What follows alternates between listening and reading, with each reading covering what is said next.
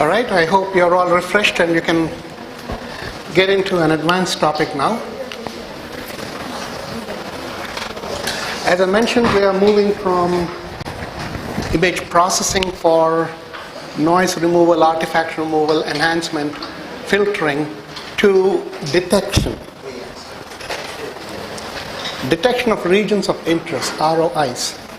A region of interest is what you are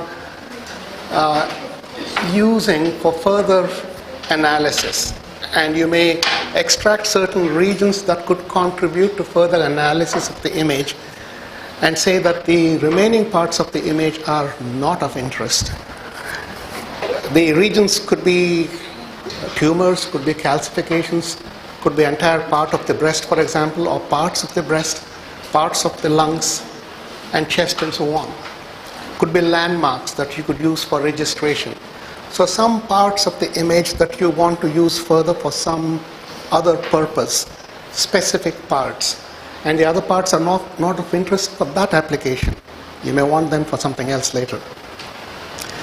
In digital image processing without the medical application, this could be called segmentation.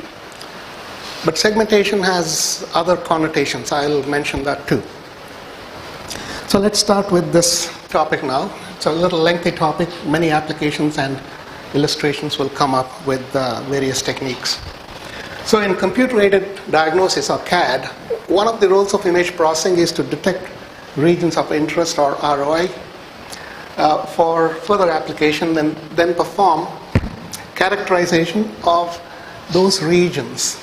Characterization means extraction of features and measures. And it is expected that those particular regions will help in making that kind of further analysis, be it for diagnosis or some other purpose. So what are these regions in typical medical images? Cells in cervical smear test images for Pap smear test analysis to detect cervical cancer. Calcifications in mammograms have shown. Tumors and masses in mammograms have shown. The pectoral muscle in mammogram we will see. The breast outline or skin-air boundary in mammogram, we will see that later. The fibroglandular disc in mammograms, we will see that. Airway tree in lungs, arterial tree in lungs, or the arterial tree in the brain. The arterial tree of the left ventricle in particular, where constricted parts due to plaque development or deposition of something, you may want to detect that in particular after you detect the blood vessels. Segmentation is the process that divides an image into its constituent parts, objects or regions. So all. So there are benches and tables and this and that and people and so on. So you break an image into all of the parts. Now in medical image processing, we may not want all parts. So segmentation is an essential step before description, recognition or classification. It is not possible to characterize a mammogram by processing the entire mammogram. You can get a histogram, it doesn't say much. Take a spectrum, it doesn't say much because there are so many things in the mammogram. All of those, if you put them together and extract some combined feature, that won't help you. So you need to break the image into some parts, not all parts. So two major approaches. One is based on discontinuity. When there is change, there is this sort of yellow background, there is blue, or this is sharp, this is smooth, something is changing. So I say, okay, there is a boundary. That's a different object. Similarity. Homogeneous parts are detected, and by putting together, this pixel is similar to that and that and that, so I put them all together. And I come here, this is different, so this pixel is different, but these are all similar, so group them together. So like that, you can use these two properties together or separately and say, when you say similarity, yes, when you keep growing, there will be some boundary. That is dissimilarity or discontinuity, then you stop. So both of them are used. So there are applications where entire images need to be analyzed for global changes in patterns. You want to compare the whole thing. But images have multi-component regions, and analysis may commence with the detection of single units in the pattern of interest. So several such units may be present in the image, and you may need to analyze them each separately and also together, like calcifications. I showed an image with several calcifications. You want to detect each one of them, find the density, shape, and then find the distances between them, find the shape of that cluster, how many are there per centimeter square, and so on. What is the spatial distribution? Are they in a straight line? So for that you have to detect each one and detect all of them, calcifications, and then put them in a map and study that distribution. So then you can say it is multi-component analysis. It's not just one region. So some basic techniques, thresholding we have seen. If a value Fmn is less than some threshold, 0, otherwise 255 or 1 or some other number. So this is the collagen fiber in cross section I showed earlier. If you threshold it, you get that. The black areas are the collagen fibers. The white areas are just background tissue. And then we can detect each one of them and get the diameter or size. That's what we were interested in. We wanted to get the diameter distribution of collagen fibers in such images. If you take a histogram, I showed this earlier, of the original image, because of noise, there is so much variation. After filtering, you get a good bimodal histogram. When you have an object versus background, you expect the histogram to be bimodal. One mode for the object and one mode for the background. In this case, the background is brighter. Note that each of these modes has a certain width. That means there is variation within the object and variation within the background. That's the variation for the object. That's the variation for the background. There is no optimal threshold here. If they were completely separated, you would expect two separate distributions. And then any threshold here can separate them. If your imaging technique is perfect and ideal, or your feature extraction, this could be the feature you have computed for normal and cancer. If you can compute such features, you hit the jackpot. Any threshold will work and give you 100% accuracy. But that doesn't happen. You get this, where this distribution is continuing and that distribution started somewhere there. There is so much overlap. Still, optimal threshold will say, find something in this valley between the peaks. And if you can find a valley, then we can minimize the artifacts of misclassification of background as object or object as background. So that is basic thresholding. I'll discuss other thresholding methods later. There are a few masks you could use to detect points and lines. If you expect single points or point-like objects that are isolated against some background, then you can use the derivative like this. The central pixel minus the sum of the surrounding or average of the surrounding. If you divide this by 8, you get 1 here and minus 1 over 8 there. So this is useful in identifying particles. You can also use it to filter such noise, if that is noise. Or you may say, I will detect such things. So you want to extract them or suppress them. Straight lines may be detected by using templates. This is the template for a straight line. And that's the background within a 3x3 mask. Why 3x3? That's just convenient, that's all. You want 5x5, go ahead and do the same thing with 5x5, 7x7. So diagonal line, vertical line, diagonal that way. So this is a derivative. The sum of all the coefficients is equal to 0. So you are doing a kind of template matching. My template is this.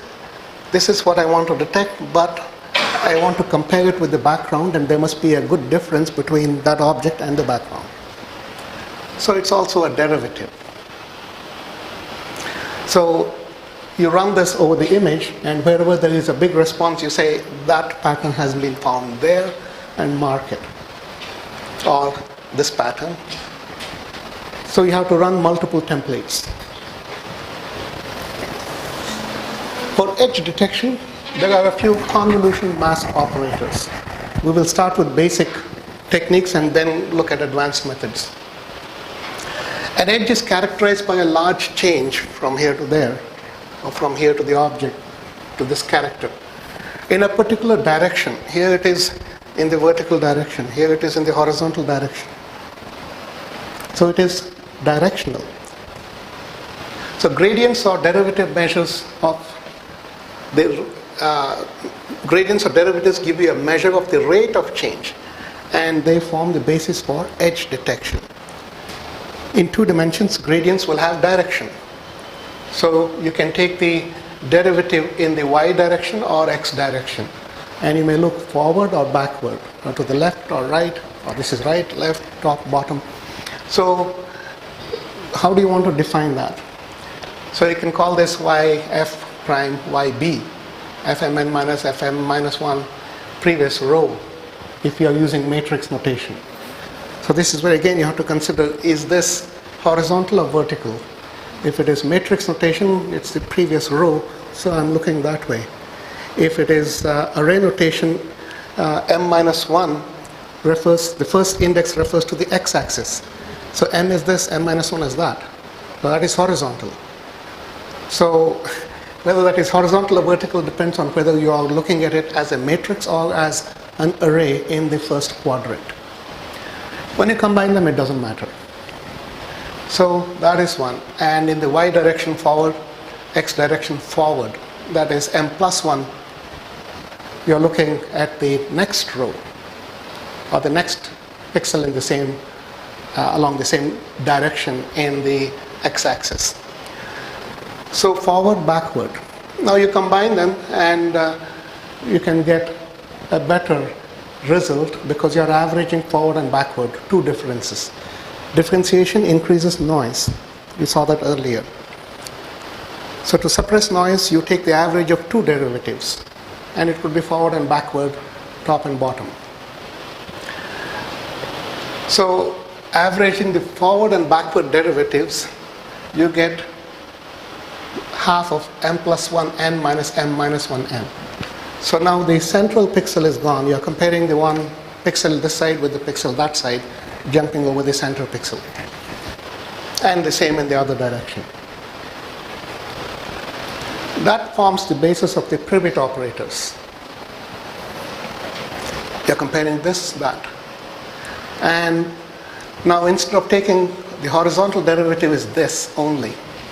But further averaging, you say, well, these are neighbors, so I'll do the same operation there, top and bottom, and put them all together.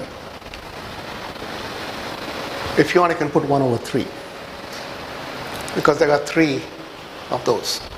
The sum of those is 0. So it's a derivative. Vertical, again the same idea. Combining 2 of the derivatives forward and backward, you only get this. But now you say, I'll take the one before and after in that direction, make a nice 3 by 3 mask. And they're known as Privet operators.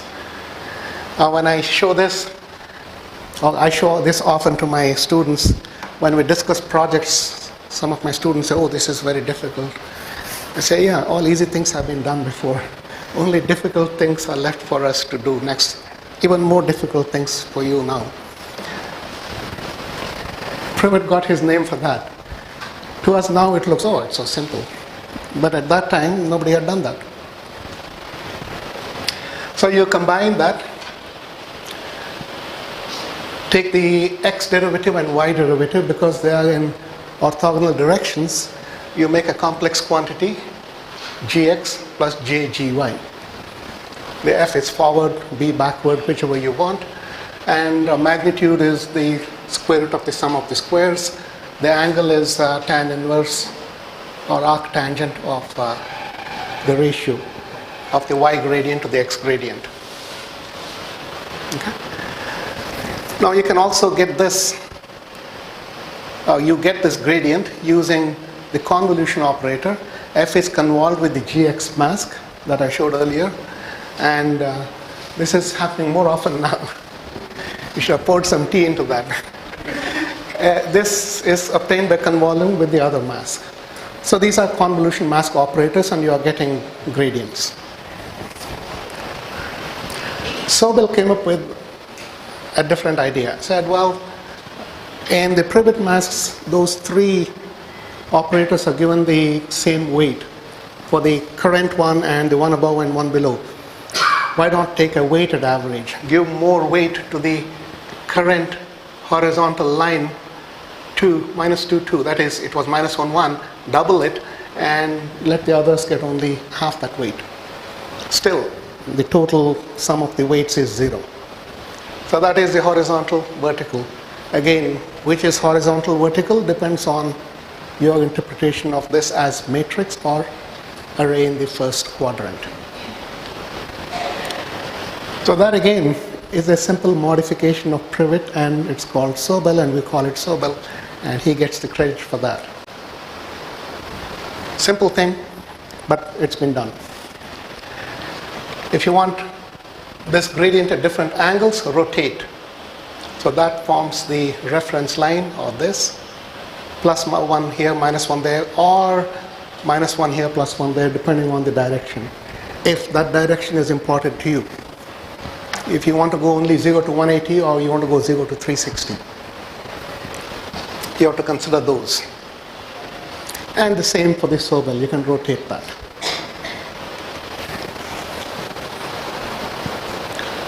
Okay, I think I already mentioned that.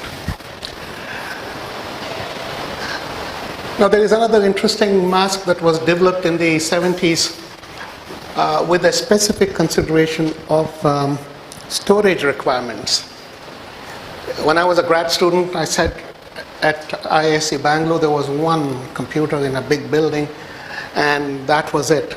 Not only for the students of IISc but also for ISRO.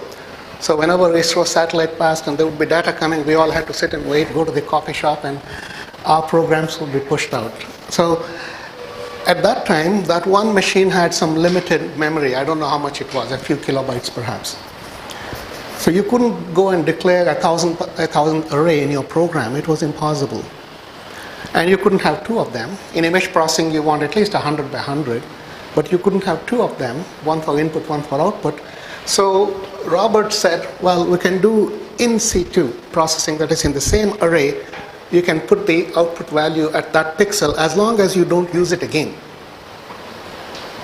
You cannot use the processed value further in processing the neighbors. So the derivatives were defined as minus 1, 1, 0, minus 1, 1 that way. This is the reference. And once you finish processing this, you put the result in the same location. When you go to the next pixel, that pixel is not used. Or when you go to the next row. So when you go in the raster scanning order, row by row, column by column, then the process pixel doesn't come in again in the analysis. So you could write the result in the same array. That was the specific idea and requirement. Yeah, do you want to do that in your images? I don't know. It depends on the requirements. But these are neither horizontal nor vertical derivatives. They are cross-shaped. Right? You cannot get the gradient angle and so on. It's some gradient. You could take the absolute value of those two and combine them, and it's a forward-looking operator, and the result may be written in the same array as the input image. It may still be useful if you have limited array and limited memory, and you have a huge image from pathology slide scanning or remote sensing or something, but I don't think that is an issue anymore. So here are some examples. The shapes, one of the shapes test images. This is the gradient magnitude. Even the gradient magnitude could have a large dynamic range, more than the dynamic range of the input. Here I'm displaying 0 to 400 out of 0 to 765. Mapped to 0 to 255 for the display. So when you process an image, the result could have, as I said, negative values or positive values, fine, but a larger dynamic range than the input. Then you have to compress it to 0 to 255 for display, or select a suitable range. So here we have the horizontal derivative, vertical derivative, and 135. No, this is 45, this is 135 degrees. So you can see that this is negative, but here this is negative. And let's see where. The horizontal edges are wiped out, but here horizontal edges are highlighted. And the opposite happens. When you combine them, you get all edges. For the clock test image, take the horizontal derivative. Anything that is horizontal is wiped out. But what is vertical is highlighted.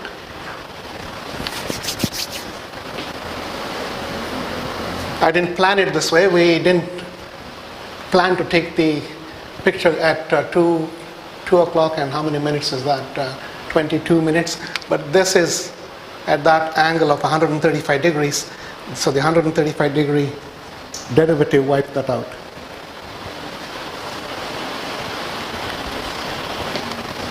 And a few pictures like that. I'll skip those. Now, we saw the Laplacian earlier. The Laplacian is the second order derivative, and it helps in detecting edges, but it is sensitive to noise. The Laplacian of Gaussian combines the Laplacian operator with a Gaussian. A Gaussian is this bell-shaped function, and that if you apply only the Gaussian, it's a low-pass filter, smoothing. By combining the two, we have some advantages. The Laplacian is a second-order gradient operator, but it gives you double-edged outputs.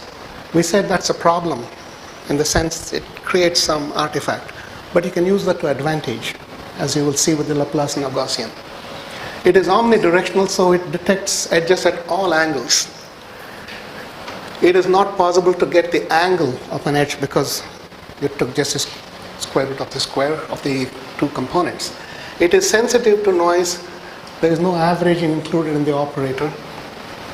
And the gain increases quadratically with frequency.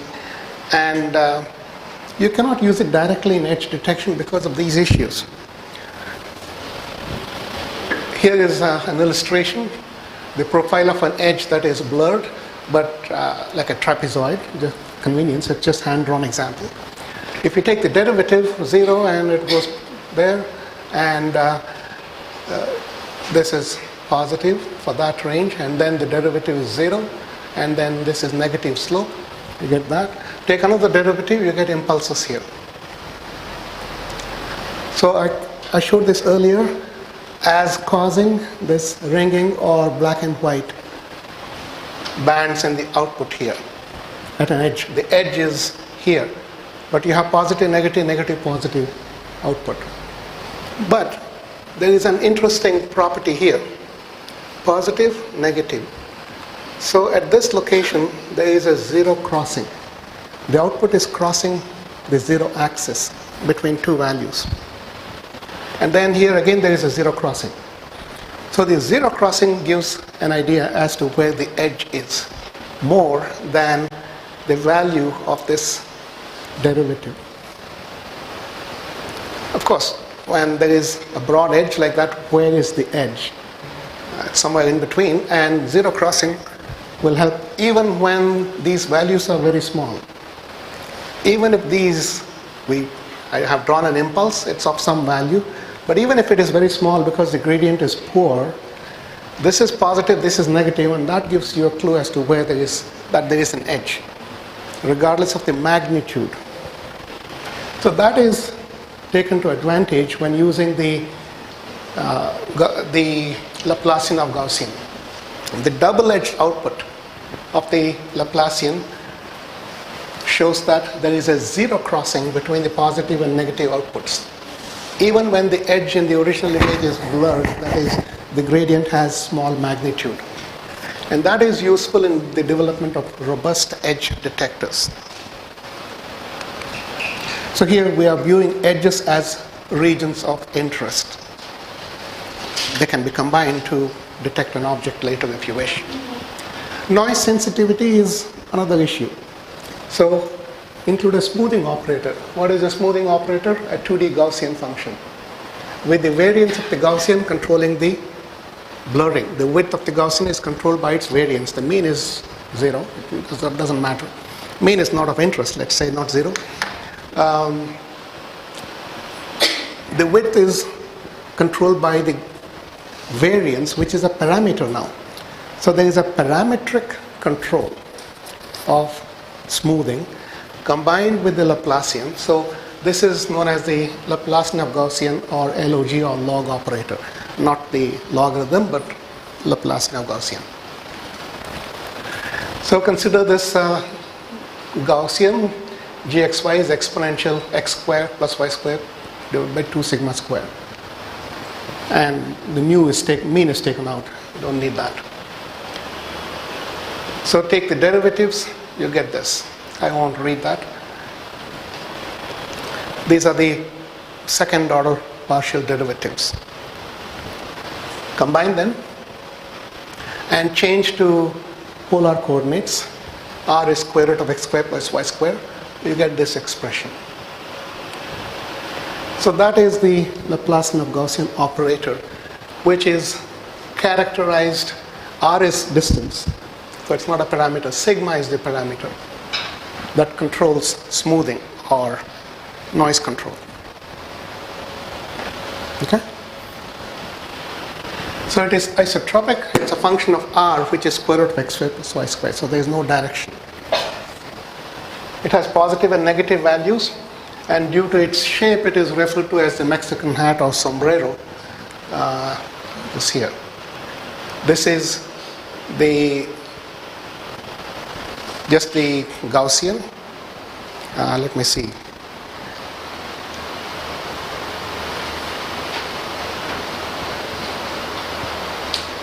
Gaussian is this part. This is the Laplacian of Gaussian. So there is the positive part and then the negative part. There is a circle that is there.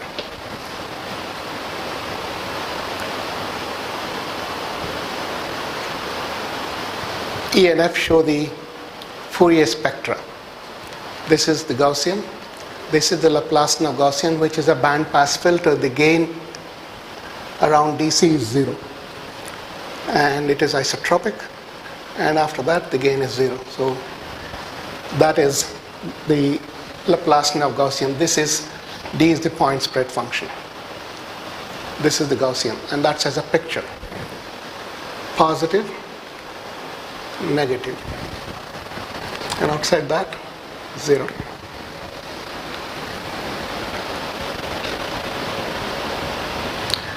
An approximation to the log operator is provided by taking the difference between two Gaussians. And that's known as the DOG, or if you want to call it dog, you could, but that's a difference of Gaussian operators. If you take a section, the Laplacian of Gaussian looks like this: positive, negative, and negative here. That is just the Gaussian, the dashed line. And here, the lower one, the upper one has sigma equal to 4 pixels, the lower has sigma equal to 2 pixels, narrower, less smoothing. This has more smoothing. But the structure is the same. Main positive lobe and 2 negative side lobes in profile. But if you go all the way around, it's isotropic. So that ring is there all the way around of negative values. If you take the profiles of the Fourier transform or the frequency response in magnitude, you get this band pass filter. 0 frequency here, and it's a high pass filter, and then it's a low pass filter. But it's the same all the way around. This is of the first one with sigma equal to 4 pixels, sigma equal to 2 pixels. This is less blurring. It's passing more high frequency, broader pass band. This has a narrower pass band. Both are band pass filters. A Gaussian only will have that dashed line as the response, which is also a Gaussian low pass filter. So the Gaussian is low pass, the Laplacian of Gaussian is band pass. So the shape's test image, and this is the Laplacian of Gaussian with sigma equal to 1 pixel. And these are locations of the zero crossings. And this is if you use sigma equal to 2 pixels. So you don't use the output of the Laplacian of Gaussian directly as to view. You could if you want, but perhaps the Laplacian itself is good to view, but to detect zero crossings and mark those as edges, you use the Laplacian of Gaussian, find where there is a zero crossing, that is adjacent values are going positive and negative or negative to positive. There's a sign change, that's all. If adjacent pixels have a change in sign, mark it. That's what I did, and that's what you got. Now this is a multi-scale operator or scale-dependent operator with the factor sigma, the Gaussian width. So that contributes to, you can say, smoothing or blurring. But that also helps in adapting to objects of different size. So it is scale dependent. It's a scaling parameter. So these edges can help in multi-scale analysis as to how these edges vary and what are the scales of the object and where, at which point will some of these objects disappear. And I'll show more examples of that later on. But as you can see here, there is a variation in the positions of the zero crossings depending on sigma being 1 pixel or 2 pixels. So again, that's the original Laplacian of Gaussian, positions of zero crossings marked as a binary image.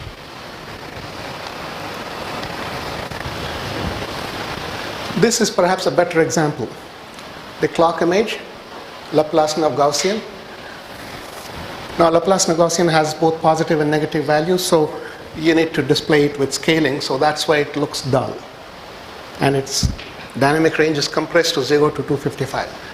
But if I look for sign changes and mark all pixels where there is a change of sign with sigma equal to 1, I get this, which is very noisy.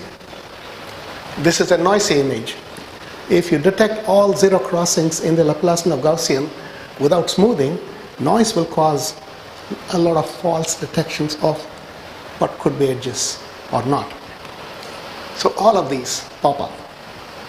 If I put sigma equal to 2, all of these are gone. So fine details, which could be noise or something that I'm not interested in, can be disregarded or smoothed out by using a larger sigma, and I'm getting only significant zero crossings, significant edges. If I use sigma equal to 4 and so on, then it will change further. But I think this is good. I can see the minute hand. I can't see all the numbers, 6 and 5 and so on, but their boundaries have been marked. The original image is quite blurry. It's hard to detect, and it's very poor resolution, 100 by 100 or something like that, pixels. So if you have a better resolution image, you'll see more of them later on.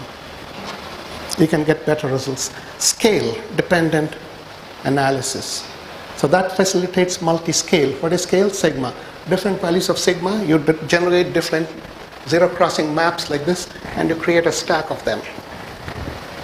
Sigma equal to 1, 2, 3, 4, they're all images, stack them up and analyze where the zero crossings are. There's a zero crossing map created. And I'll talk about that later on. So here also, there's a lot of noise here in the video image.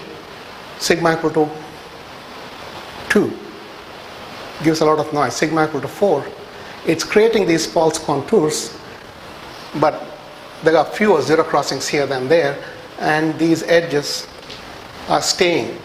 The strong edges will remain. at multiple scales. That's one of the foundations of multi-scale analysis. The same here. All this noise disappears with sigma going 1, 2, 3, 4.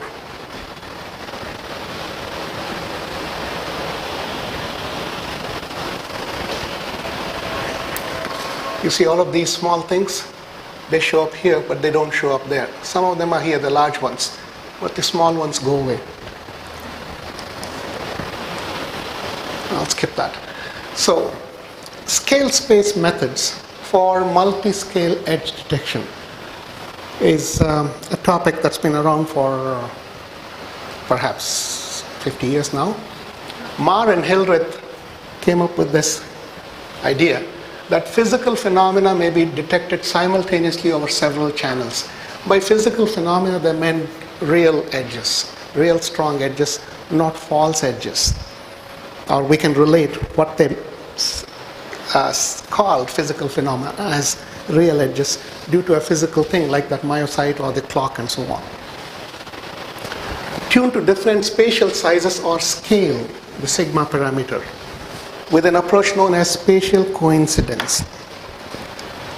An intensity change that is due to a single physical phenomenon is indicated by zero-crossing segments present in independent channels over a certain range of scales, having the same position and orientation in each channel. That's what they said. So a single physical phenomenon, you can interpret it as a single real object, not noise. There are zero-crossing segments.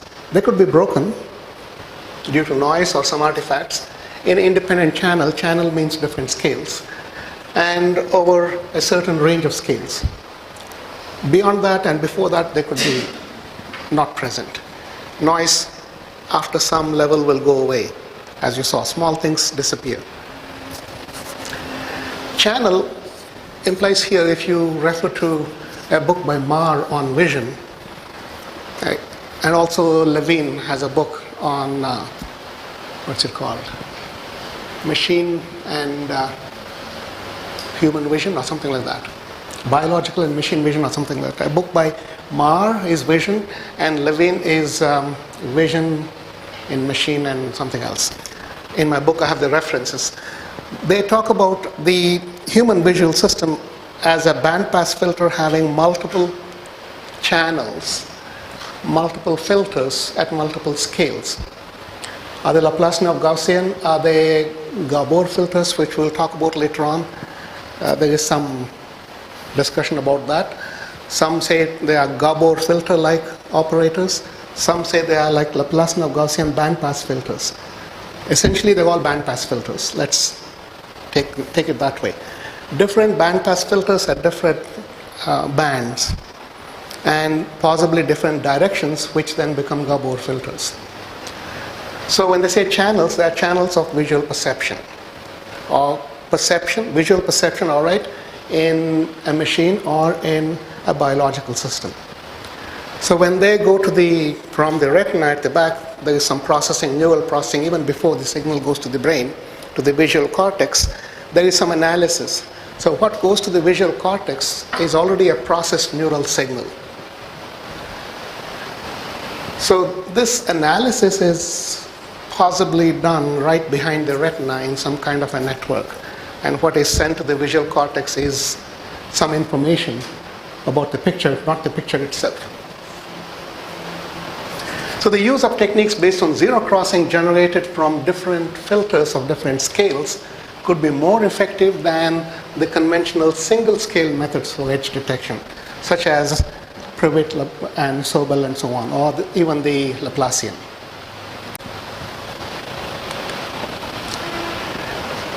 One of my postdoc fellows, Jiqiang Liu, he worked on this. He had worked on this earlier too. Zero crossings and scale space. So you detect zero crossings at every scale. I showed you, I'll go back. Not that.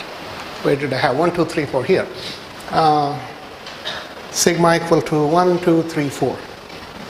So you make a stack, put this on one on top of another, and look through them, and see how the zero crossings merge and end, begin and end, and merge in between. And that gives you an indication. That is the scale space. The scale is sigma, this is the space, and zero crossings are those positions marked, the xy coordinates of those positions. So the scale space is generated using this nabla square G. This is Laplacian of Gaussian. Laplacian, Gaussian. xy, sigma is the parameter of the Gaussian scale. Sigma greater than 0, 1, 2, 3, 4, whatever you want, 1, 2, 4, 8. It's up to you how you want to sample the scale range.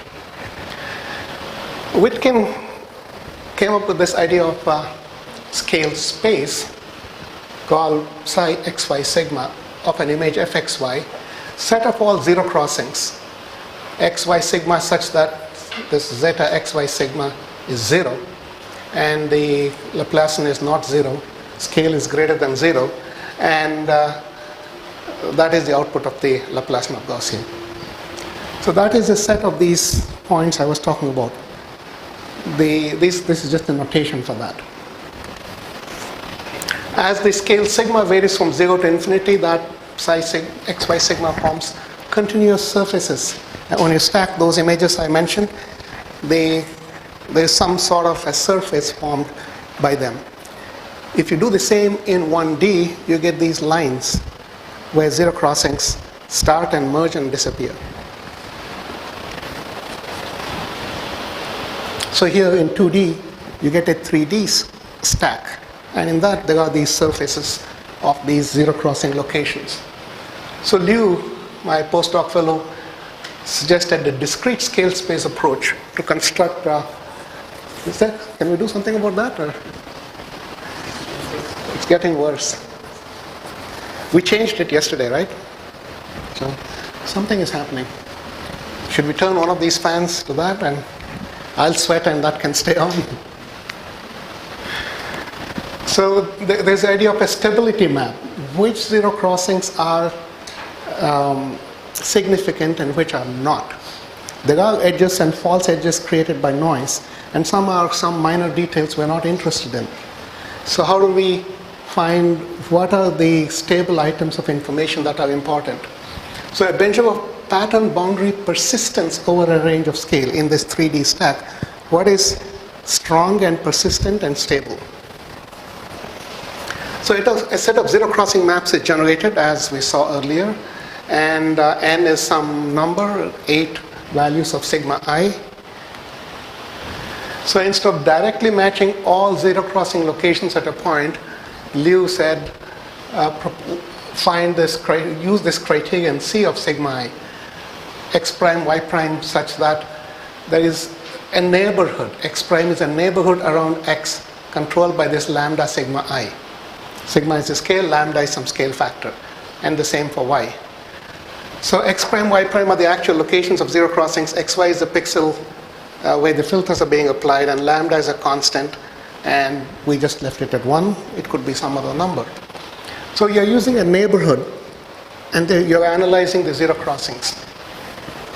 And there is a function SIXY equal to kappa if this psi xy sigma I is within this C sigma I. So this is a kind of a strength of the edge, a strength of stability of the zero crossing map. Then there are multiple ones of those, and you combine them and create another zero crossing stability map. So these are over scales. So there's a neighborhood used at a certain plane for each of the scales, and then you combine over the n scales you have used. So that is a measure of boundary stability through the filter scales. S being a measure of strength, a number of points having zero crossing. So using the spatial coincidence assumption or theory, A true boundary should be high in contrast and have a relatively large value of this function at those locations. There should be no other edges within a given neighborhood. You can't have only edges. There should be an edge, and then there should be some gap, and then there should be another object. So if in a neighborhood of this function, non-zero stability map values exist only along the orientation of a local segment of the stability map that crosses xy, then that function may be considered to signify a stable edge. So this is all the argument. Let me see when the picture comes up. I'll skip some of these minor details. The function took into account the distance between zero crossing points.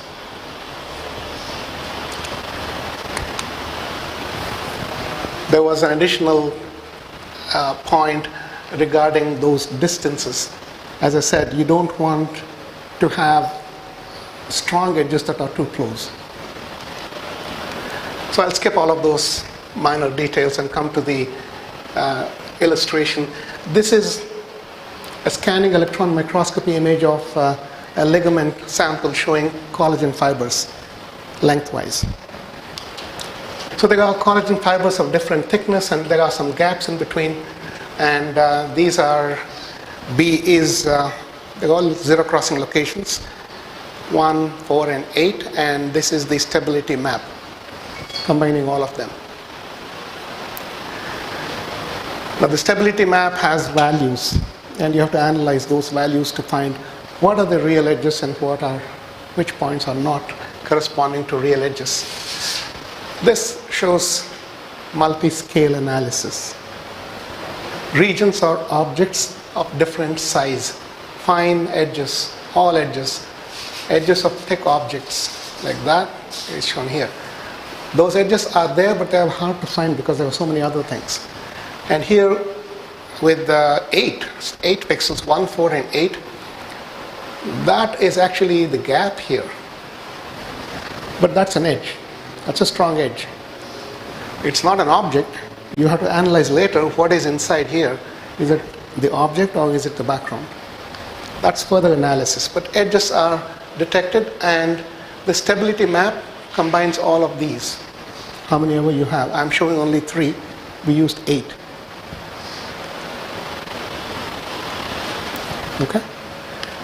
There is a continuation of this in another chapter on directional analysis, or analysis of directional patterns, where we have taken this and analyzed this information to find the orientation of every fiber. So this is not the end of the story. This is simply to illustrate edge detection, or what could be used for edge detection. We did not mark the edges here. I'm showing only Laplacian of Gaussian and how to use the Laplacian of Gaussian. Do you use this? No. Do you use that? Maybe. Do you use this? Perhaps not. But they're all important. So how do you combine them? This is one way. Use this and perform some selection of points that you believe are true edge points and mark them. And what you do next is again up to you. You detect the edges, and then what? Which parts are collagen fibers, how thick they are, what is their orientation. That comes later. Okay? Canny's method is a popular method. You have that in MATLAB and many other programs. I won't go into all the details, but the general idea is that Canny said there are 3 criteria for good edge detection: multidirectional derivatives, multi-scale analysis, and optimization procedures. Multidirectional derivatives. If you use partial derivatives of only x and y, then you only have 2. But if you use Gabor filters, as we will see later on, they're not derivatives, but you are getting directional energy in different angle bands. You can also formulate derivatives at other angles, but if you use small masks, the angles are limited. With 3 by 3, you only have horizontal, vertical, and diagonal, that's all. The criteria relate to low probabilities of false detection and missing real edges. represented in the form of a signal to noise ratio. Signal means real edge, noise means false edge. Good localization represented by the RMS distance, root mean square, distance of the detected edge from the true edge. So he said the detected edge must be as close to the real edge as possible. The production of a single output for a single edge represented by the distance between the adjacent maxima. So you don't want double edge output. So those were the criteria and the optimization procedure and so on. The basic filter is the first derivative of a Gaussian. Gaussian has a parameter, so we can use multiscale with the sigma of the Gaussian. Multiscale analysis and directional filters were incorporated to facilitate efficient detection of edges at all orientations and scales with adaptive thresholding and hysteresis. I won't go into the details. It evaluates a directional derivative across each edge and avoids derivatives at other angles that would not contribute to edge detection and suppress the effect of noise. I'll show some examples of Canny's method much later.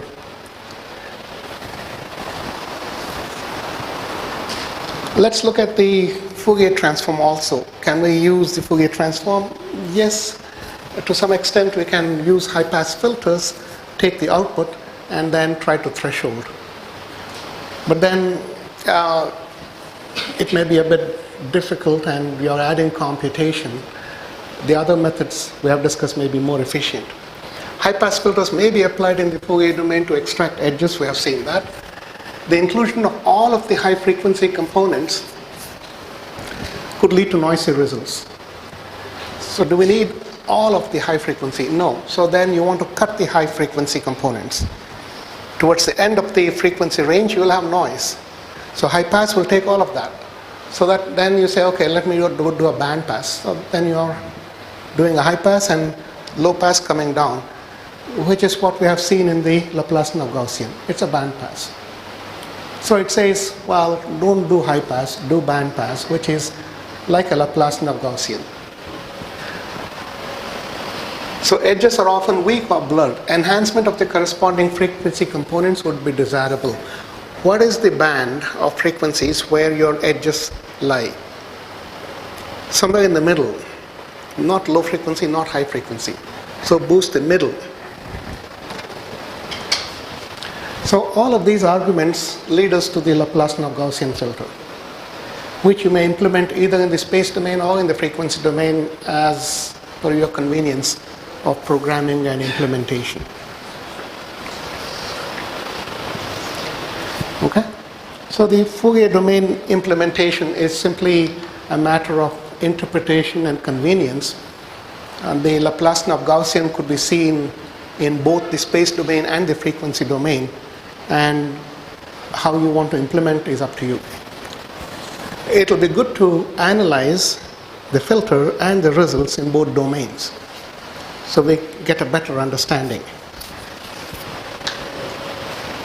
Okay?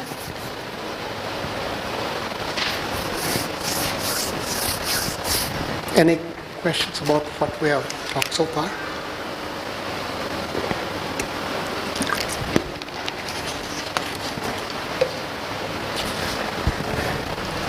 No? Clear? Okay. So now we have detected these edges. They may not be lines like this, beautiful straight lines or curved lines. You may get a few pixels here and a few other pixels, and some pieces are missing. There could be some artifacts, some other dots here and there. So essentially you get a bunch of dots. And they need to be processed further. So results of most methods for edge detection are discontinuous. They are points marking zero crossings or some property.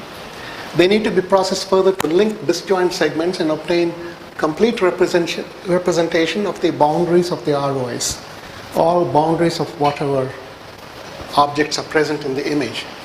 There are two properties that are used to perform this kind of edge linking. One is the strength of the gradient. A point x prime, y prime in the neighborhood of x, y is similar in gradient magnitude if their gradient magnitude difference is small. That is only magnitude. Gxy is the gradient at xy or x prime, y prime. T is some threshold. That is similar gradient. And then angle. The angle should also be similar of the gradient. And for that you need to go back to the gradient. The Laplacian of Gaussian zero crossing map won't give you that. You have to go back to the Privet and Sobel operators or some other operator to get the gradient magnitude and direction. So if the angles are similar, alpha xy minus alpha x prime y prime is less than some angle A, that is, they have similar direction, then you say, well, these two pixels belong to the same edge, and connect them. So small neighborhoods, 3 by 3, 5 by 5, may be used to check for pixels that are spatially close by, may not be connected, and say, well, these two should be connected. And then you may fill the line in between. So further processing steps may include linking of edge segments separated by small breaks. So if there is a gap in between two that are, you mark these two as belonging to the same edge, but there is a gap in between, you say, I'll fill it. So small breaks may be connected, and isolated short segments may be thrown out. So that is edge detection and edge analysis. Quite often, edge detection and analysis will give you broken edges, and this edge linking may be a bit of a challenge. You may not be able to achieve good results by connecting these pieces. It's a bunch of dots, and you connect this, so you throw that out. The final result, it may be hard to say this is a tumor, this is a calcification, this is something. Whereas segmentation by region growing perhaps will give you connected pixels and possibly a closed region, maybe even a compact region. Compact meaning no holes inside. So let's look at region growing now. Region growing is typically defined as dividing an image into regions that could correspond to structural units, objects of interest, regions of interest, and so on. There are some conditions that may not apply to all applications. I'll explain that now. There are a few main categories. One is thresholding. We saw that earlier with the collagen cross-section image. Boundary-based methods, we will see that later. Region-based methods and hybrid techniques that combine boundary and region. Thresholding typically doesn't give you the best result. Thresholding methods is based upon the assumption that all pixels whose values lie within a certain range belong to the same class, but we saw it has serious limitations. Boundary-based techniques. Usually pixel values change rapidly at the boundaries between regions. This object and this boundary, this object and this one, this object and its boundary here, separating this from that. So you want to detect the boundary. So you start by detecting intensity discontinuities, that is derivatives, using a gradient operation. High values provide candidate pixels for region boundaries, like these. And then you say, I'll connect these and say that is one region, this is one, and that is another. The problem again is some of these boundaries may be broken, then you have to fill the boundaries and make sure that they give you a closed region. Region-based methods. There is the region split and merge, splitting and merging techniques. And then there is region growing. Split and merge says subdivide the given image into a set of arbitrary disjoint regions. Just break into quarters and take each quarter and break further and keep breaking further. Do the first partition and check each of the quarters and see if they meet some condition of having similar pixel values, such as variance. Compute the variance of a quarter of the image And if the variance is less than some threshold, you say, well, all of that is one region. If the variance is too much, then you break that further into quarters and check the variance of each of those sub-regions, and keep dividing until each region has a variance that is less than some threshold. And then it is possible that some adjacent regions have similar properties, so you have to merge them back. And then you get regions of different shape and size. Otherwise, you just get these squares. So when you merge adjacent regions that have similar properties, then you get better approximations of real regions. So split and merge. First is splitting. Check the property of belonging to one region, one object, typically variance, standard deviation, coefficient of variation, some property. If there is too much variation, subdivide that further, typically into quarters, not arbitrary shapes, and then check each of them. When each region is uniform according to your criterion, say, I'm not going to split that any further, and check the other regions. And check for later on, after all the splitting is finished, do merging. Check adjacent regions. If their properties are similar using some other criterion, merge and connect them. And keep doing that until you cannot merge anymore. Region growing is different. You start with a pixel and say, I'll keep on accumulating neighboring pixels that are similar and spatially connected. And the region can grow into any size and shape, as we saw for adaptive neighborhood image processing. When you hit the boundary, then you say, okay, this region is done. Go to other pixels that don't belong to a region yet, and do region growing again. Now these regions are non-overlapping. So the image is broken into non-overlapping pieces of any shape and size. Optimal thresholding is required when, as we saw earlier, these probability density functions or histograms of the objects overlap. You have the gray level of one region or one object, let's say, the collagen fibers, and the background, and they merge here. So the total histogram looks like that. So where do you put your threshold? You want to optimize that. There is an error there. There will be misclassification. So depending upon your optimization criteria, you will get different thresholds. There are many such thresholding algorithms. So a basic one. So there are, let's say, two objects with probabilities P1x and P2x. X is gray level. The PDF of the image Px is capital P1, the probability of occurrence of the object P1x, plus P2, the probability of occurrence of the background, let's say, times P2x.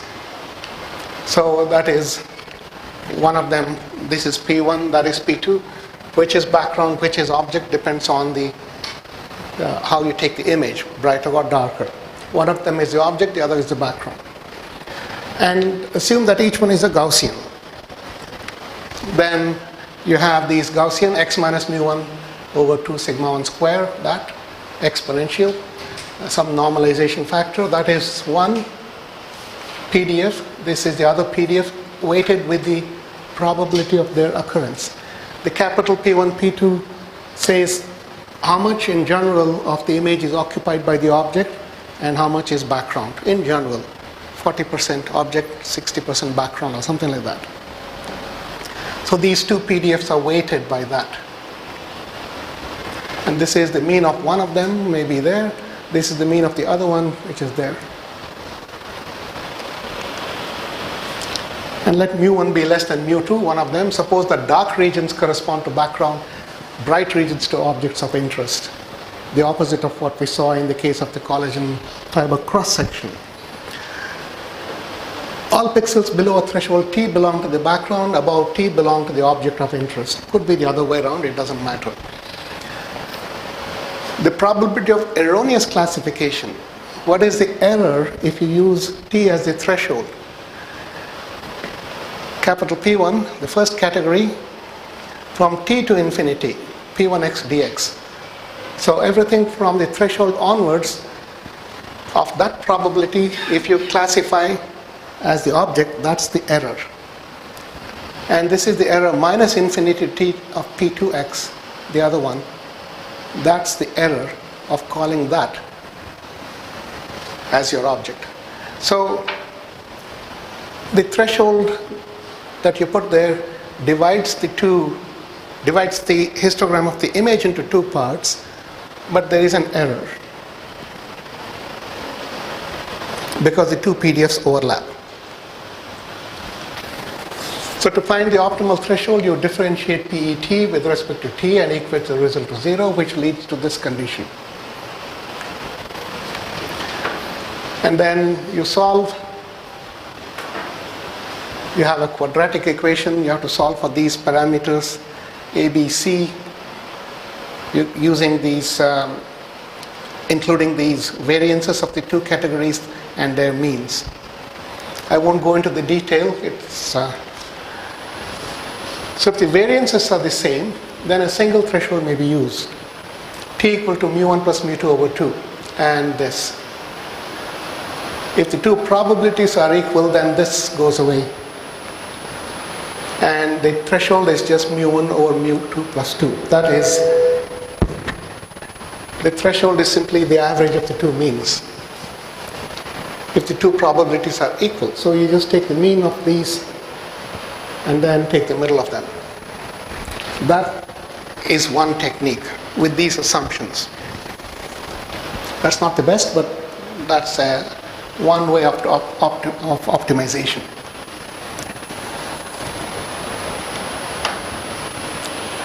Thresholding using boundary characteristics is another technique, which says sometimes the number of pixels occupied by the objects of interest could be very small compared to the total number of pixels in the image. There's a big background and a few small objects that correspond to your object of interest, and the number of pixels of the object of interest, a number of regions, or maybe one region, could be very small. Then this histogram will not look like that.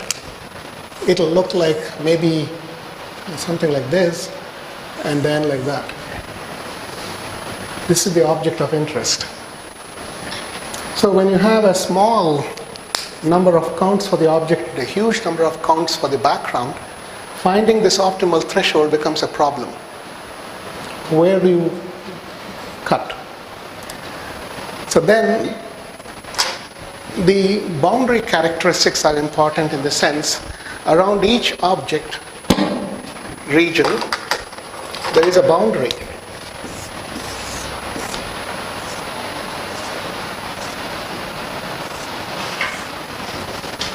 Suppose these are the objects of interest. Very few pixels compared to the whole image. But there are these boundary pixels. And there could be some other objects, some other false boundaries. So it says find the boundaries and use only those boundary pixels and then classify them, or use them in finding the objects. So how do you do that? The number of pixels covered by the objects of interest to be segmented from an image is a small fraction of the total number of pixels in the image. The gray level of histogram will be almost unimodal like that. Histogram may be made closer, not really close, but closer to bimodal if only the pixels on or near boundaries of object regions are considered. So if I say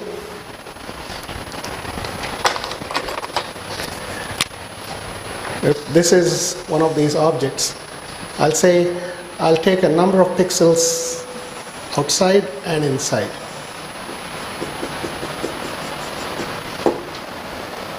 So there are a few pixels inside the object and a few of the outside, meaning background. So take a bunch of object pixels and a bunch of background pixels of almost equal number and make their histogram.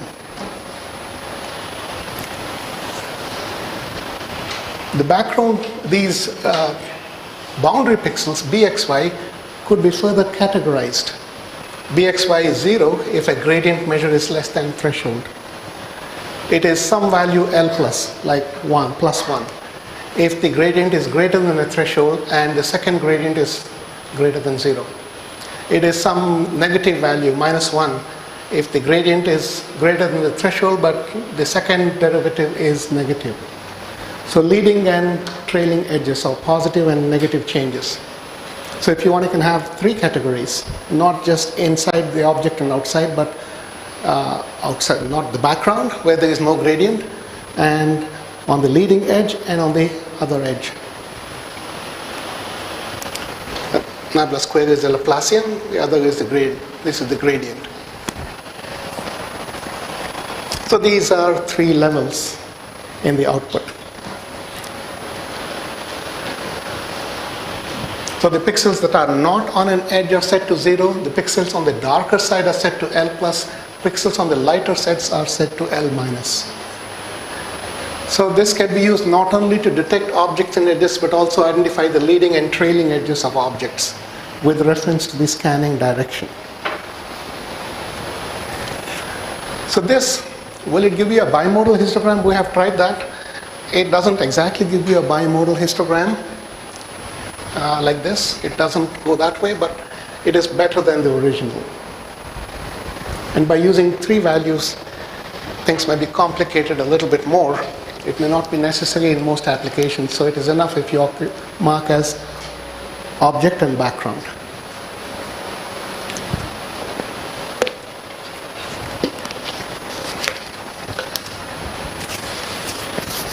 So region-oriented segmentation of images. So this is the general theory of how to break an image into parts. Not all of these conditions are applicable in all applications. In medical images, we don't want to break the entire image into all parts. We want only parts of interest, such as tumors and so on. But anyway, the general theory says, let R represent the region of the entire image, the space of the entire image. Segmentation may be viewed as breaking that region into n subregions, R1, R2, Rn, so on, such that these are the conditions. The union of all these Ri's should be equal to R. That is, all of these regions put together must give you the total image. That is, every pixel in the original image must belong to some region. You can't throw away some pixels. Ri is a connected region. Each region has pixels that are connected spatially. But one region here, another region there could belong to the same object, like calcification. That's a different story. Ri, the intersection with Rj, or the superposition of two regions, must be 0. That is, two regions should not have anything in common. A pixel cannot belong to two regions. The regions are disjoint. They're adjacent, they could be adjacent, but no pixel belongs to two regions. There is some predicate P, some property P of Ri that must be true for each region. So each region has a certain property or predicate that is true, but if you apply that rule to the union of two regions, it should be false. That is, if I take two regions and put them together, that test must fail. That doesn't apply in the case of mammograms again, because we say calcifications, there are multiple calcifications. This calcification, that calcification will have the same property. So that doesn't apply.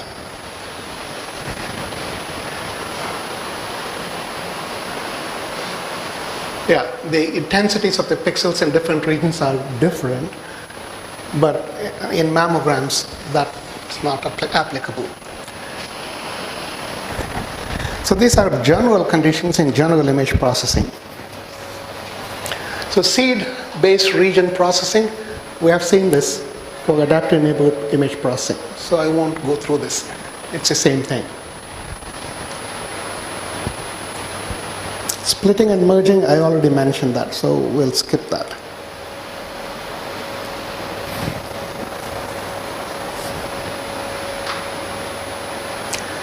Region growing with additive tolerance, that is also what we already talked about. Okay, let's talk about this in a little bit more detail. One of my students, Liang Shen, explored region growing for adaptive neighborhood image processing in a little bit more detail, and we have modified it for different applications. So one of the methods for region growing is to say, compare FMN with the seed and ask what is the difference. Earlier I said for mammogram contrast enhancement, we took FMN minus seed divided by seed. We took contrast. Here it is just the difference. This is called additive, or just the difference. The question is, do you always want to compare with the seed pixel when you are growing a region? The seed could be here and you are checking the neighbors and you are growing, and you are so far away from the seed. Do you still want to compare with that seed from where you started? Or would you rather compare with something around where you are sitting at this present stage of region growing? You saw that mountain with the snow and the seed was there, the region kept growing. And why do you want to compare this pixel with the seed that is so far away? So that is one question. So Liang showed this example. This is a made-up example. Some image that is supposed to be the object. So these values are similar. You can see 127, 126, 124, 5, 124, 25, 26, 27, 28, compared to 100, 101, 2, and so on. So yeah, there is difference. Okay, but if you start from this and do region growing using that technique, that with t equal to 3, you get that, which is okay. But if you start with this, you get this region. This fails because 128 minus 124 is 4 and the threshold is 3. So this is still a pixel within that region. We don't want such differences. So for this, we said, use the running mean of the region as a reference, not one seed pixel. Although we start from there, once you include one pixel, the reference becomes, what is this value, 127. You include this pixel, the reference becomes not 127 but 126.5, the mean of the two. And then you include that, it becomes the average of those three. Include this, it becomes the average of those 4. So this we call a running mean. Every time you include a pixel in the region, you compute the average of all the pixels in the region being grown. And that is a running reference. Running meaning it is changing every time a pixel is added. And then in another application of fuzzy region growing, we said we will include a pixel if it meets that condition, but we also maintain variance and check the variance. If the variance is disturbed substantially, then we don't include that. So you can put more and more statistical conditions and maintain a reference that is not just one value. So if you do that, this is region growing with a running mean and also the current seed pixel, which will come next. Then we get the same result no matter which of these pixels you use as seed. And then there is the, this is what I said. FMN minus mu RC is the reference, less than the threshold. Mu RC is just the average of all pixels belonging to the region. So then he also suggested the use of the current center pixel as the reference instead of the seed pixel. I think I have a picture here. Yeah. So that is a seed, and these are the shaded pixels are pixels included in the region, the others are not in the region. So suppose you are doing that and you are coming here and you are checking this pixel, these neighbors for inclusion in the region. So the center of this block is here, and instead of comparing these pixels with that, you say we compare here. That is another possibility. Ni minus c must be less than a threshold. So this is another possible criterion. Which one works for you depends upon your image, whatever variations exist in the kind of images you deal with. But these are a few different possibilities as to how the reference may be computed for region growing. The idea is that given a region, using any of the pixels within the region as a seed should give you the same result. And that was achieved here. That was not achieved when just a seed was used. That seed gave this result, this seed gave that result.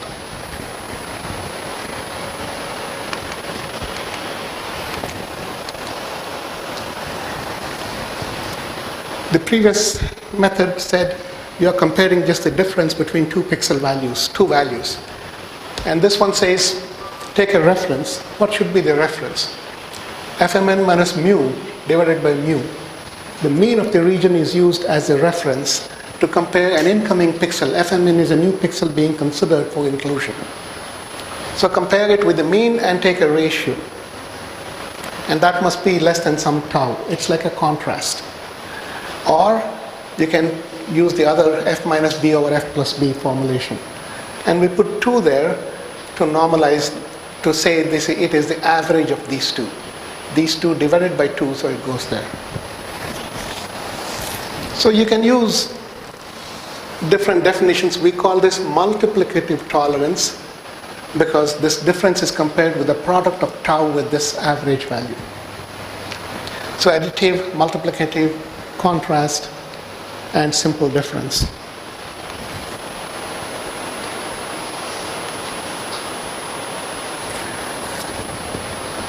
I'll skip this, but essentially what was done here is how is region growing affected by noise, the presence of noise. But I think I'll skip that. That's not very important. Liang Shen also proposed iterative region growing. That is, the multiplicative tolerance tau that is used, depending on the value of tau used, you get different regions. We don't know in practical cases what that tau value should be. To grow regions corresponding to microcalcifications, we found that using one parameter is not adequate. We may get one region, but we're not sure if that is good. So we said we will grow multiple regions with multiple threshold values, and then among them we will select one that appears to be stable. We don't know which one. We get a whole range of these regions. As you increase the tolerance, the region gets bigger and bigger and bigger. You allow more variation. And we feel, we thought our plan, our idea was that as this region grows larger and larger with more tolerance, there is a stage where the change from one level to another will become small, and then suddenly when the tolerance is too big, the region becomes excessive. It just, we say, explode to something very large. And that's when we say we will cut among these regions. So we characterize these regions with increasing tolerance levels obtained using a certain step size. It could be expected that the values of the feature set at successive tolerance levels will be either the same or similar. How do you compare these regions? We compute some parameters, shape parameters, size parameters, or area, and so on. If the area suddenly changes, then that's not good. So we compute a feature vector. K1, K2, K3, and so on. And we compare the feature vector instead of the actual regions. So this is simply taking the difference between the feature vector at the kth iteration compared with the k plus 1th iteration. How much did the features change coming to the current step compared to the previous step, normalized by this factor, sum over all of the m features. And that is the difference, normalized difference. Find the minimum of that change over all k, the multiple regions you obtained for different tolerance levels, and take that one. So that is considered to be the most stable region among the various regions obtained. I'll skip that. So here is an example with some synthetic cases.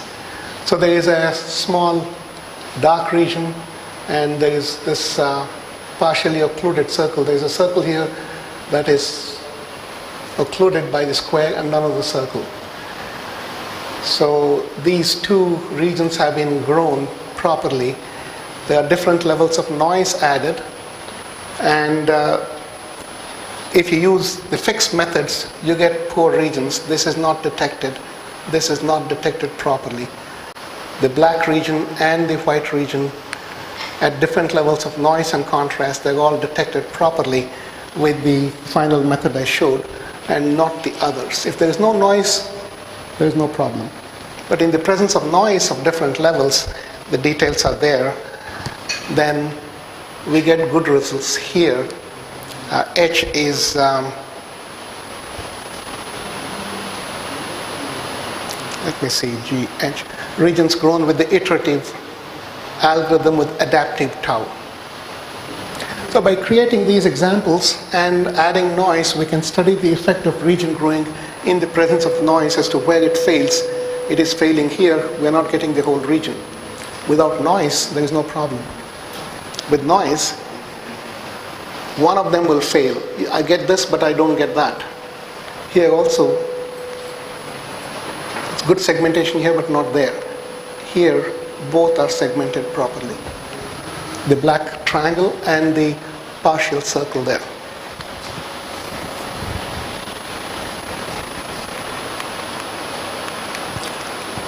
12:30.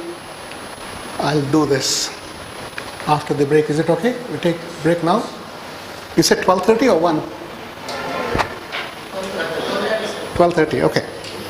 Today we are trying to stop at 4 o'clock, as you asked yesterday, so you could go to the lighthouse. Some of our friends asked to stop earlier at 4 o'clock. Apparently the lighthouse closes at 5? 6 o'clock? Oh. Why do you want to leave at 4? Dr. Raghavendra, what do you want to do? Anyway, so we start now at 1:30. We leave today at 4 o'clock. Today only. Yes, sir. Okay, we started, come back at 1 o'clock. Half an hour we missed. Okay, we'll come back in 1 hour, 1:30, and then we'll take a short coffee break and close at 4.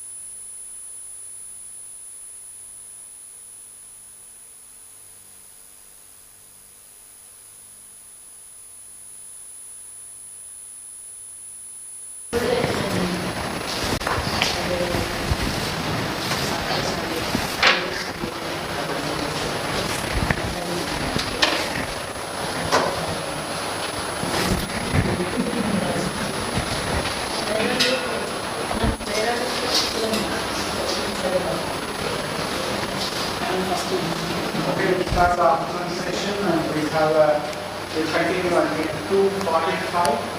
You have 15 minutes tea break after 2:45. 2:45 to 3 we have. From 3 to 4 the time.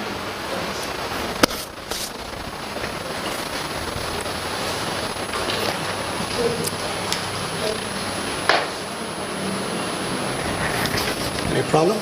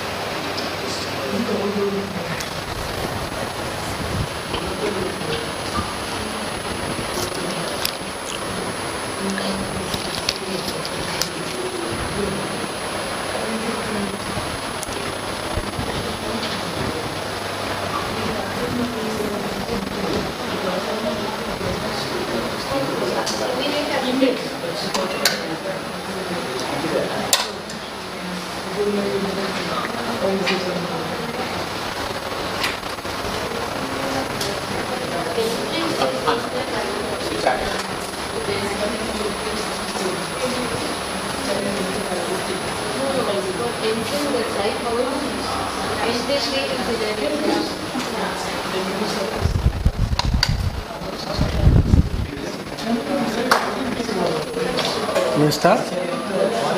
Yeah? Okay. I hope you had a good lunch. Let's get back to region growing. My PhD student, okay, let's wait for that. Is there a problem there?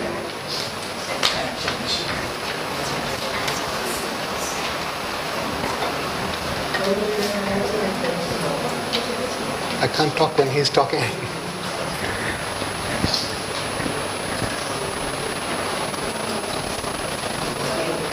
Just a moment, please.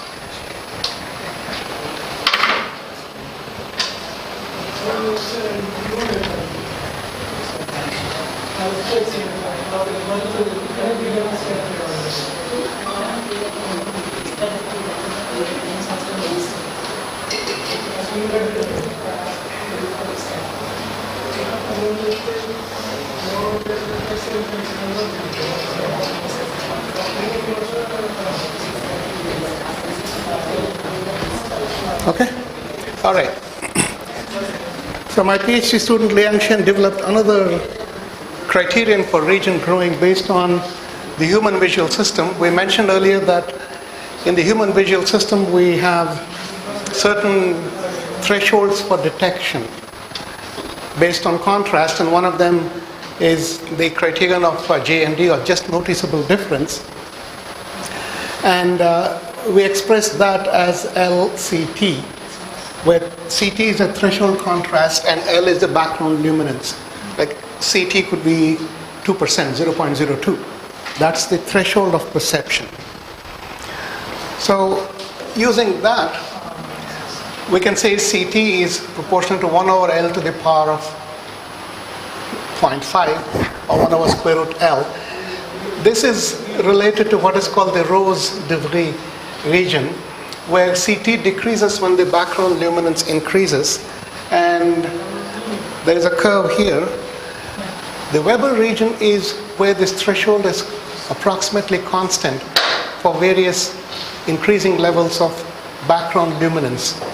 But before that, there is the Rose-de Vries region, in which the threshold increases as the background luminance decreases. So there is this region where there is a variation in the threshold contrast, and after this threshold, the Weber region starts where the threshold is approximately 0.02. So the Weber region CT is independent of the background, and CT can be written as JND over L, C naught, or constant. But in the other region, we have CT proportional to 1 over L to the power of 0.5. So it is possible to determine JND as a function of the background gray level from psychophysical experiments. So we conducted a test where we set up various patterns of foreground and background levels using square boxes and line patterns. So pixel width ranging from some 1 pixel to 16 pixels, and spacing of 7 pixels, and vertical bars like this.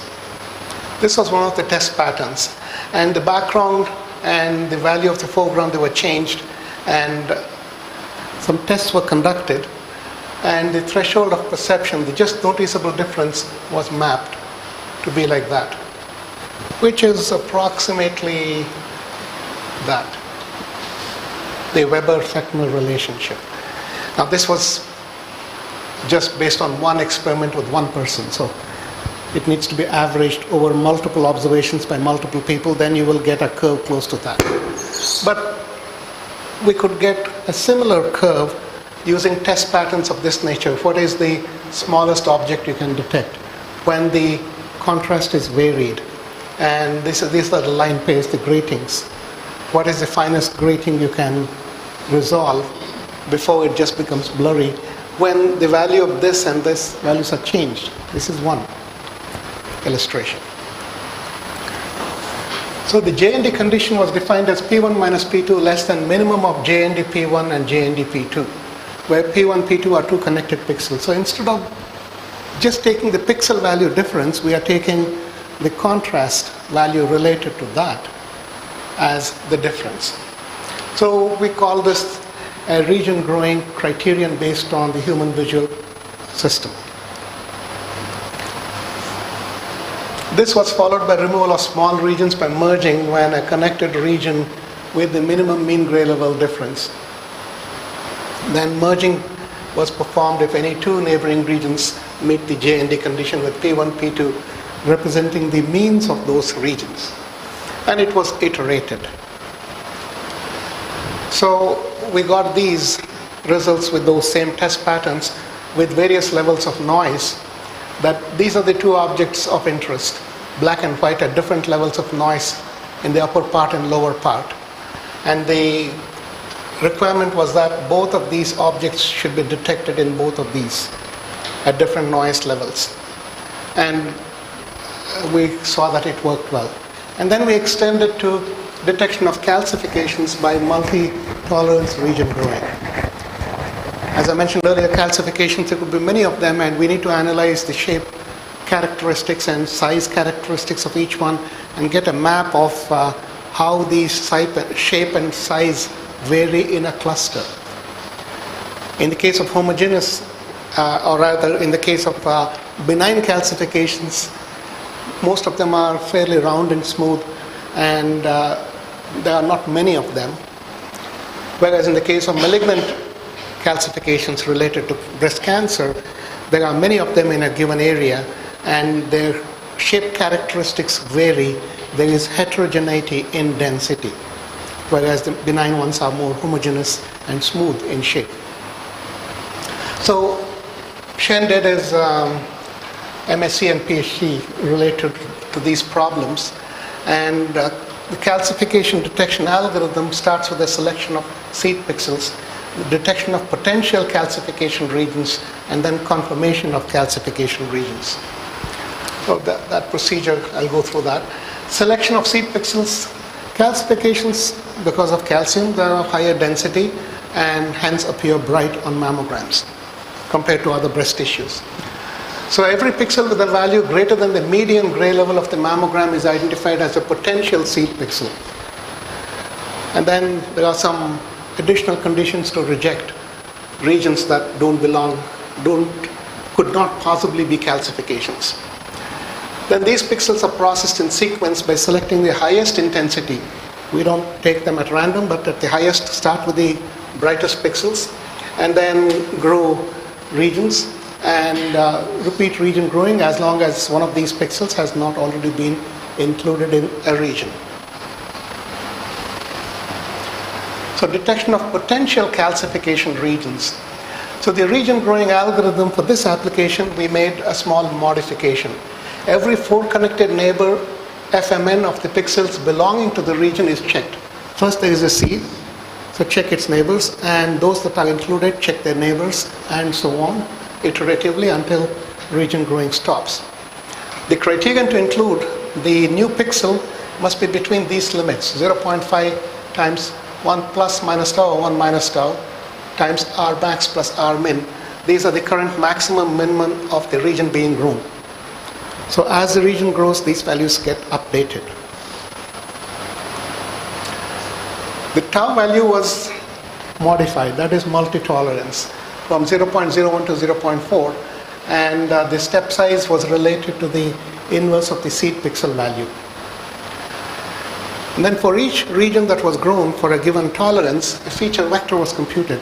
As I mentioned earlier, multi-region growing for the same object, and then you select the best. So compactness, C equal to 1 minus 4 pi area over perimeter square. Compactness is typically defined as perimeter square over area, but this normalizes the value 0 to 1. And then xy coordinates of the centroid or center of mass of the region. Size or area in number of pixels. So this is the feature vector that I had mentioned earlier. So for each of the thresholds, we get a different region, compute the feature vector, compare the feature vectors one step to the next, and then choose the one where the difference is minimum. That is, the region is sort of stabilized. The normalized distance between the feature vectors for successive tolerance levels, the regions obtained by successive tolerance levels is computed. The feature set with the minimum distance is selected as the final set. And that is still a potential calcification region. To confirm if it is calcification or not, we put a limit on the size 5 to 2500 pixels.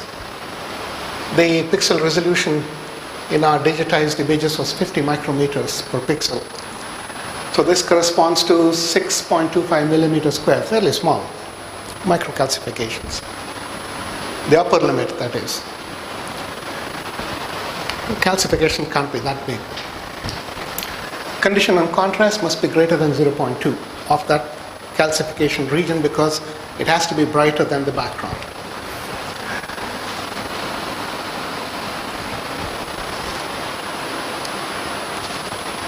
So here are some benign calcifications. This is just a small portion, 512 by 512 pixels, 2.25 centimeters. Out of a full mammogram, that is, 20 by 25 centimeters, 200 by 250 millimeters. So it's a small fraction of that. The full image was 1536 times 4096 pixels. I hope you can see the boundaries obtained.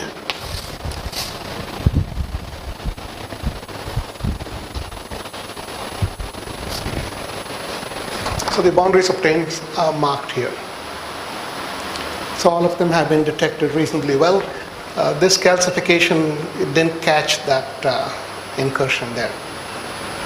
That appears like two calcifications, maybe multiple calcifications grouped or one with varying density. I can't say. This is a malignant case with many calcifications, and these are all the regions detected.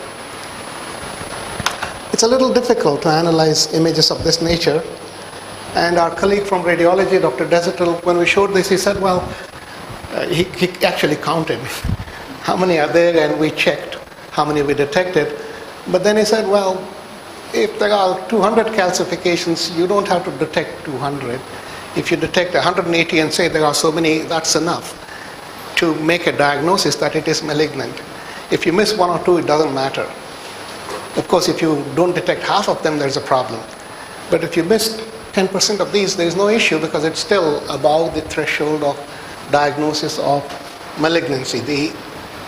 How many calcifications per centimeter square or something like that. But the boundary is important. Look at all these boundaries. They are matching fairly closely to the original boundaries. And that was also checked by the radiologist. And then we computed shape factors using these boundaries. Shape analysis is the next chapter. So we wanted these contours to match the shapes well so that we can compute accurate shape factors for their classification. We will see that in the next chapter. This is just segmentation. So we counted all these and then gave some measures of accuracy. I won't go through all of that. They are in our papers and in the book. My collaborators in Spain, Carmen Serrano and Begonia Acha, they developed another technique. One of my students, Gopi Koduvalli, had developed two-dimensional linear prediction algorithms for data compression.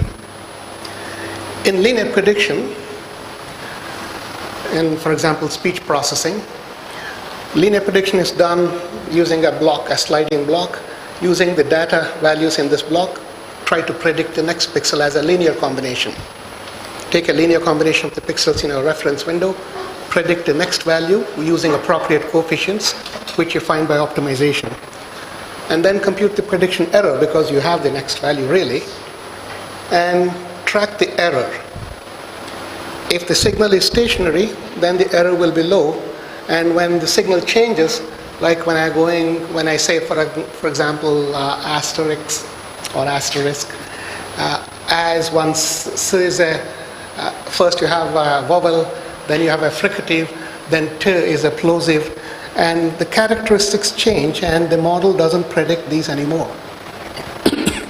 So you break the model. So you found a break point. So tracking the linear prediction error can help in identifying changes that are marking points of non-stationarity or a different process generating the signal. The same speech, but a vowel versus a fricative, voiced versus unvoiced or plosive signals. So you mark the boundaries and you segment the signal. That's commonly done in speech signal processing. You can do it with heart sounds also. And you have examples in my other book on biomedical signal analysis.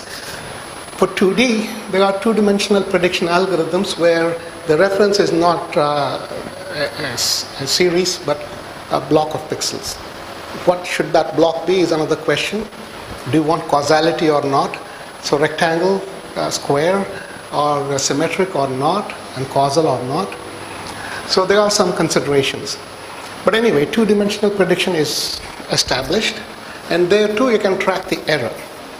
So you start from somewhere, and using the data, you build your linear prediction model, apply it here, and find the error, or let's go here, find the error, and then the error is very small, and when you come here, the error increases because that cannot predict this. And then you say, okay, there is something different. Mark that. So for calcifications, we did the same thing. This is a part of a mammogram. Mammograms are fairly fuzzy and smooth. There are ligaments and ducts and so on, but they could also be parts like this. So if you take this portion and then predict the next pixel, there is good prediction after the model has been learned. And then as you slide the box of prediction, the model cannot predict that anymore, calcification, so the error goes up. And then you say, I found something that is different. Mark that. So all these black pixels are points where the prediction error increased.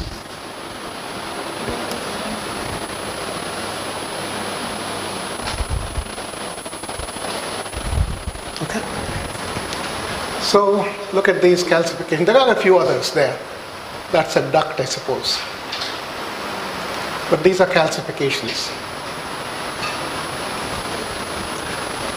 But even here, for this duct and something here, you got prediction error crossing the limit. And then for each one of them, you grow a region using one of these region growing criteria. And these are the regions obtained. And then, of course, you reject regions. For these, regions were grown, but they were rejected. But they're not calcification. You check the density. You grow a region, check the density inside. If it is not above some threshold, you say, no, it cannot be a calcification. Or if it goes like that, that cannot be a calcification. So this is the final result, where most of these have been detected, and we have published the accuracy of detection and such statistics. I won't go through that. Okay? So detection of potential seed pixels. What are you asking about? Seed pixels? You were asking about how to detect seed pixels.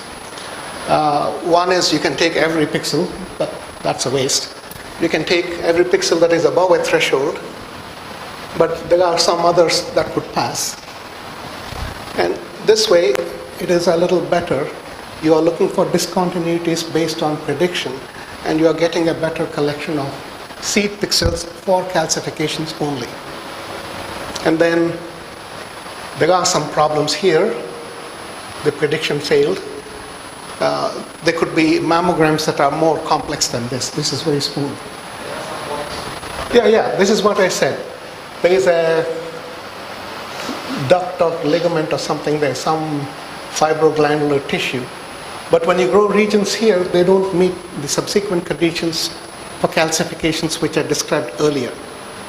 They get rejected later. At the first stage of detection of something, you must always allow more false positives and have high sensitivity.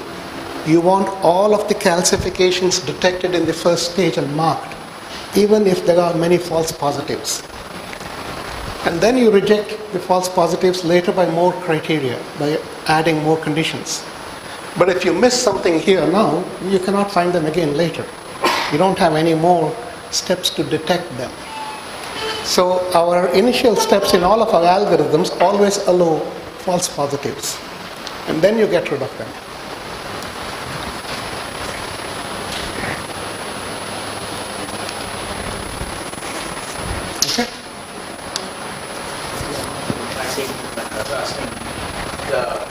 accuracy and other measures. Something like ground truth is there, weak detection algorithm is there. So when we find the accuracy and measures, we go for a pixel level kind of. So pixel level, is that required that much accuracy, or from the medical perspective, if it is detected, it's okay kind of like? Yeah, how do you measure the accuracy of detection is the question. We have counted the number of calcifications. Dr. Desertel looked at it. He said, well, we don't do it in diagnosis, right? He doesn't, in the clinic, he doesn't sit and count calcifications. And each time you count it is a different number. It's very hard to count in these images. So in some cases, we said it is 200 plus minus 10. Each time you count it is 195 or 205 or something. It's very difficult. And that is not done in practice. So the final question is, you go through the whole process and do the shape analysis and classify, and then at the end you say this is malignant, this patient has cancer. If that is correct, you are done. If there are, as I said, 200 calcifications and you detect 190, that's good, enough. If you get 205, okay, you're not calling it 1,000 or 20.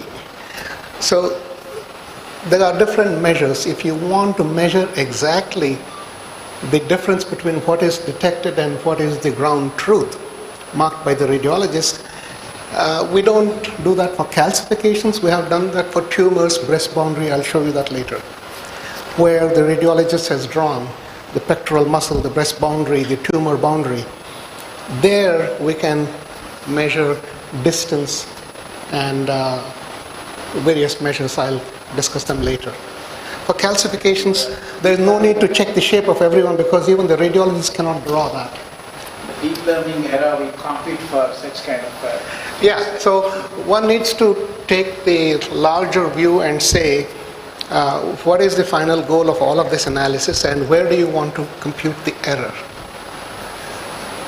The shape here, with the calcifications, it is nearly impossible to get good ground truth. And if I get one radiologist to draw all these contours, which Dr. Desertel did for tumors, and we published, the reviewers say, well, you got only one radiologist. Now tell me, who has 100 radiologists sitting to draw the contours? Nobody has. In the whole wide world, nobody has 100 radiologists who will draw the contours, and then they will ask you, make each radiologist draw the same contour 10 times. It's not practically feasible. So these reviewers come from some other planet. So we have to at some point say, no, this is not feasible because that is not what is done in practice. We have to find other means of evaluating the validity of the results. Reviewers have told us these things. I'm not joking.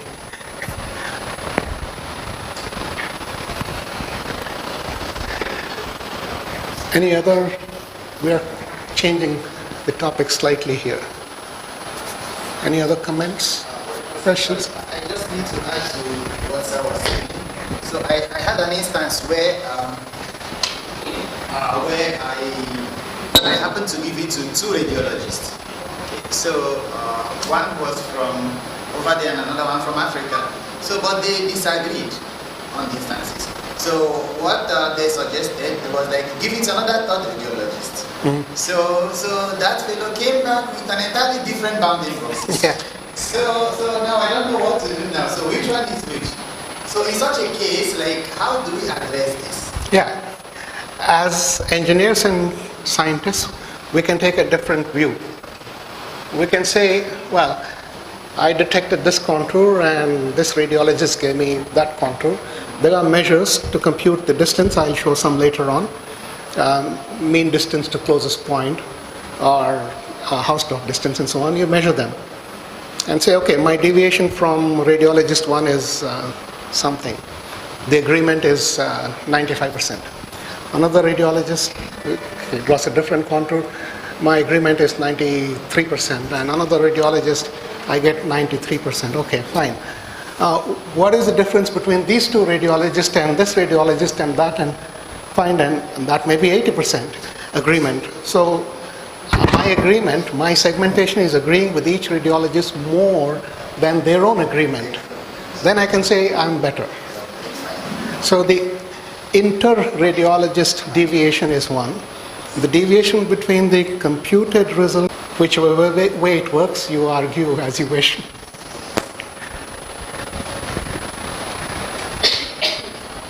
Okay? The other thing is, of course, to take the average of the contours drawn by the radiologist and get one distance measure. But if they are very different, then the average may be not meaningful. Okay.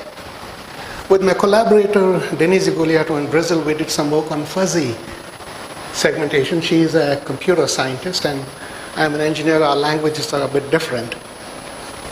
But it was interesting and we applied it to the segmentation of breast tumors in mammograms. That was our focus at that time. So classical segmentation techniques like what we have seen so far attempt to define the ROI in a precise manner, draw a boundary. And everything inside the boundary is a member. Everything outside is not a member. 0, 1. But tumors often don't have distinct boundaries, especially breast tumors related to cancer, malignant. They keep spreading, right? So the neighboring tissues are affected as the cancer spreads or metastasizes. So the density goes down slowly from inside the tumor to the outside. Where do you draw the line? So an alternative is to represent the tumor or mass regions by fuzzy sets, where there is a fuzzy membership between 0 and 1. A pixel belongs to a region with a probability or membership 0 to 1, not 0 or 1. So two segmentation methods were developed incorporating fuzzy concepts. The first method determines the boundary of a tumor or mass by region growing after pre-processing based on fuzzy sets. The second is a fuzzy region growing method. So one gives a boundary, the other gives a region. So pre-processing. So we know that a mass or tumor appears on a mammogram as a relatively dense region, denser than the other tissues. Calcifications are even denser. Tumors can contain calcifications within them. So malignant tumors in general are heterogeneous in density, but still they are denser than the surrounding tissues. And these could be characterized using local density, gradient, texture, and other measures. We'll see texture later.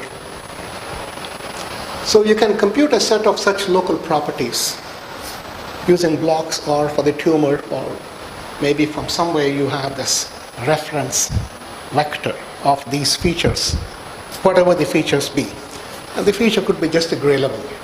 Simple. So for each pixel there is a feature vector. And when you want to incorporate another pixel in the region, you get the feature vector for that pixel and take the distance between them and use that to define the membership. So given a feature vector, a pixel whose properties are similar to those represented by the feature vector of the mass could be assigned a high intensity. If not, the pixel intensity could be made low. Intensity now in the output is membership. At the end of this process, the pixels in and around the region of interest, the tumor, will be displayed according to their degree of similarity with respect to the features of the mass region of interest.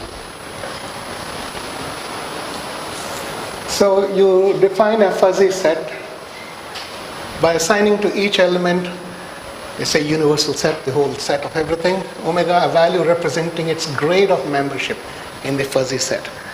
This grade corresponds to the degree with which the element is similar to or compatible with the concept represented by the fuzzy set. Some of the terminology is computer science terminology here. So this is the membership function that maps from omega to L, where L is a set that we have. So let's say the membership function has this range 0 to 1, and that facilitates easy analysis later, and that's the membership value. So you can call this as enhancement in the sense regions in the image or pixels in the image that do not belong to this mass or whatever it is you are defining will have low values.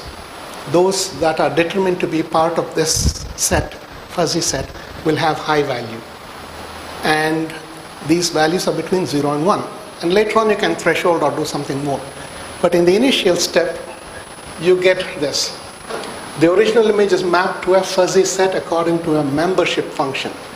It assigns a membership degree equal to 1 to those pixels that possess the same properties as the mass region of interest or the reference. It represents the degree of similarity between the features of the mass region and those of the pixel being considered. Exhibits symmetry with respect to differences being positive or negative, and decreases monotonically from 1 to 0. So these are the requirements, and a commonly used membership function is like this. 1 over 1 plus beta, it is some factor that controls this function called the opening of the membership function. And this magnitude of a minus b is the difference between the feature vector of the mass of what you want to detect and the pixel being analyzed. In the simplest situation, this could be the seed value from where you're starting, where you know it is a mass. And the other one could be the current connected pixel, like region growing we did. But now there is another factor controlling this, and it is 1 over 1 plus that. You can even put a function here, some exponential function or something else. So the fuzzy membership degree will look like that for positive and negative differences between the feature vector of the ROI and that of the pixel being considered. So if beta is large, the opening is narrow. This function will decay rapidly. If beta is small, then it's a wide function. So the output is between 0 and 1, membership. This is all the same as what I said. So here is an original mammogram, and you take, suppose the radiologist or somebody marks a pixel there and says, I know this pixel is in the mass or tumor. And from there you start the process and apply it to the whole image, whole mammogram. So we are showing a part of a mammogram, and this is the fuzzy membership. So this is 0 to 255 or whatever. In some cases we digitized using 10 bits. The scanner gave 12 bits, but it had some noise, so we cut it down to 10 bits. But this is 0 to 1. So now you say that some of these regions have very low membership. Regions within, or pixels within the tumor have high membership. Now you can do region growing on that rather than this. And you can get better results.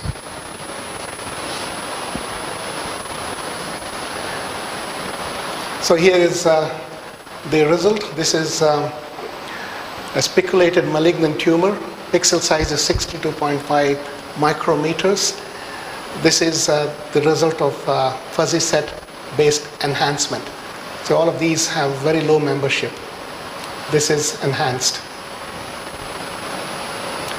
Contour, the white line is by region growing. The black line is the boundary drawn by the radiologist. There are some parts here that we are missing. The black line is drawn by the radiologist. The white is by this method. So this is, sorry, that is a different one. D is fuzzy region growing. We will go to that later. This is the current result. Here, fuzzy region growing parameters, we will see that later on.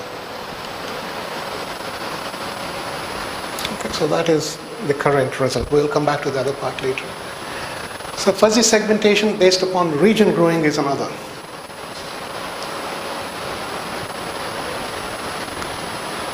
The 4 connected neighboring pixels that are above the threshold are labeled as 0, and neighbors of the pixels labeled as 0 are inspected, and the procedure is continued.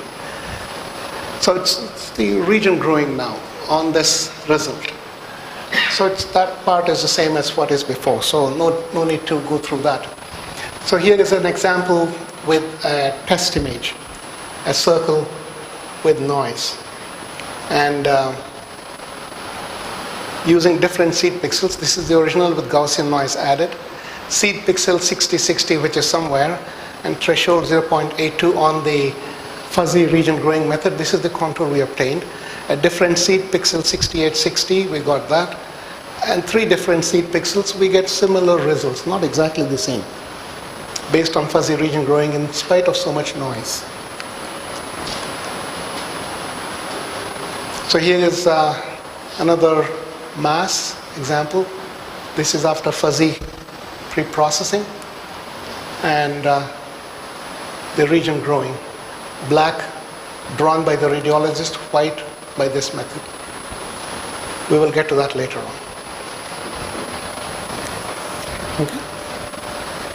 So the concept is that if you pre-process this image using fuzzy set membership, then you get a better result in region growing. Excuse me.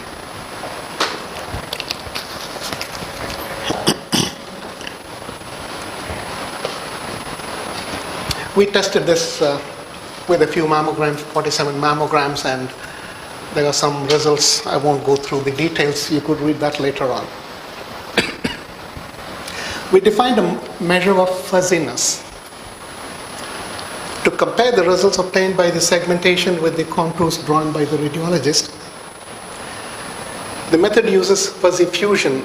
We will talk about fuzzy fusion again later, where we say the result of fusion was evaluated by computing this measure. Fx, x is the result of aggregation. Gamma p is the degree of membership of the pixel p. The denominator normalizes the measure with respect to the area of the result of fusion. And 0 here represents perfect agreement. Unity indicates no intersection between the two inputs. So the values of the measure of fuzziness were used to analyze the accuracy of the results, and we got results in that range with mean and standard deviation being that. But that is something you could read later if you want to get the fine details of analysis. We also did pattern classification using these results. So we wanted to derive a measure, morphological erosion, with we will talk about morphological image processing later, with a structuring element equal to 25% of the shorter dimension of the rectangle containing the contour was applied. And the core of the region was separated from the boundary. And we computed this parameter we call DCV from the fuzzy set pre-processed image as the difference between the coefficient of variation, which is sigma over mu, of the entire region to that of its core. The high value of DCV represents an inhomogeneous ROI. That is, the density variation is substantial, which could be indicative of a malignant tumor. The probability of malignancy based on this coefficient was computed using logistic regression. And we found a cut point for classification. So we got a specificity of 1, but the sensitivity was a little low, of the order of 0.64. So the probability of malignancy, 0 to 1, this negative doesn't apply, that is just for plotting, was computed as this sort of S-shaped curve. And you have to put some threshold somewhere. And then you can cut the samples into benign and malignant, as I mentioned earlier. We also developed another method for fuzzy region growing, where the membership that is assigned is between 0 and 1, and then of that we avoid finding a boundary. We're not interested in finding a boundary, and we have done more work on this, where we argue that it's not necessary to get the exact boundary of a malignant tumor, because no such boundary can be defined or may exist. A radiologist will not draw. Here it's been done only for reference. But in general, the boundary of a malignant tumor is not clearly defined, so why bother finding it? Instead, if you can find a fuzzy region that approximates the tumor with high membership inside and low membership in the boundary, and at some point it stops, we can compute other features independent of the boundary using this fuzzy membership. So for that, we said we will grow fuzzy regions. So here, an adaptive similarity criterion is used for region growing, with the mean and standard deviation of the pixels in the region being grown as control parameters. Some idea similar to the other region growing criteria I described earlier, where the reference values were changed as a running mean and so on. And here we are using these as control parameters. The region is represented by a fuzzy set to preserve the transition information from the inside of the tumor to the outside. That is where the critical information lies. So the algorithm starts with a seed region. You can mark a region or one pixel. It's up to you. Somebody has to do that first, or an algorithm has to do that. Either give a pixel or simply a region. And from that, you compute some statistics, mean and standard deviation. And then keep adding 8 connected pixels appending to the region. The homogeneity of the region that is developing by region growing is evaluated by calculating the mean, mu, standard deviation sigma, coefficient of variation sigma over mu. The coefficient of variation, one has to be careful. It is defined for distributions for which the mean is not 0. Otherwise, you have a problem here. Divide by 0. But this is of density, intensity, positive valued images, so mu is always greater than 0. And then we define delta mu max, delta CV max, beta as control parameters. Delta mu max specifies the maximum allowed difference between the value of the pixel being analyzed for inclusion and the mean of the region already grown, that is growing. Delta CV max indicates the desired degree of homogeneity between 2 subregions, or a pixel coming in and the region being grown. Beta is the opening of the membership function that we saw earlier. And let P be the pixel being analyzed and IP be the value of that pixel P. So region growing that we saw earlier, we compare the current pixel value to the seed. So here we are comparing IP to mu, the mean of the region being grown. If it is less than or equal to delta mu max, that is one condition. If it is not satisfied, the pixel is rejected. If it is satisfied, P is temporarily added to the subregion and mu nu and sigma nu are calculated. And then you ask the question, how much is the deviation if I include this pixel in the region? CV, this is before and after inclusion, coefficient of variation. If that is less than delta CV max, which is a parameter, then P must be added as accepted and mu and sigma must be updated. So mu nu, sigma nu are kept. If it is not satisfied, P is added with the label you accept it because it passed the first condition, but we are not going to change the statistics of the region. So small deviations will be allowed. Pixel values will change. So you keep them if they meet that condition. If they meet this condition, you allow that pixel to change the statistics of the region. Otherwise, you still keep the pixel in the region, but you don't change its statistics. So the second step analyzes the distortion that this new pixel could cause to the statistics, and by putting that condition, we maintain some stability. Otherwise, the region could keep growing.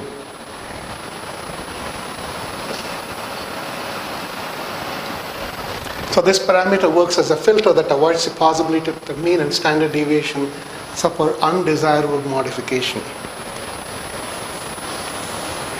So the algorithm processes pixels in expanding concentric squares.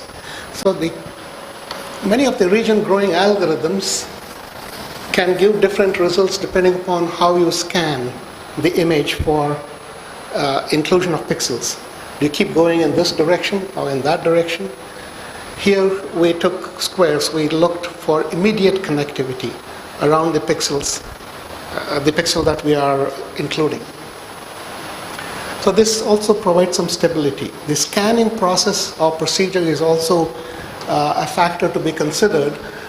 And some scanning procedures may lead to regions going away in some direction and not in other directions. So you don't want a preferential direction in region growing, and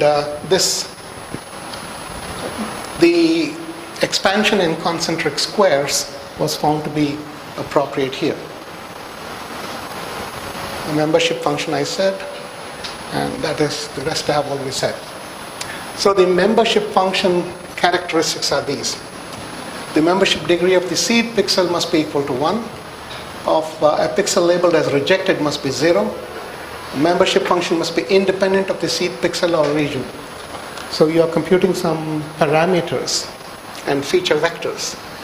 The membership degree must represent the proximity between the pixel labeled as accepted or accepted with restriction and the mean of the resulting region.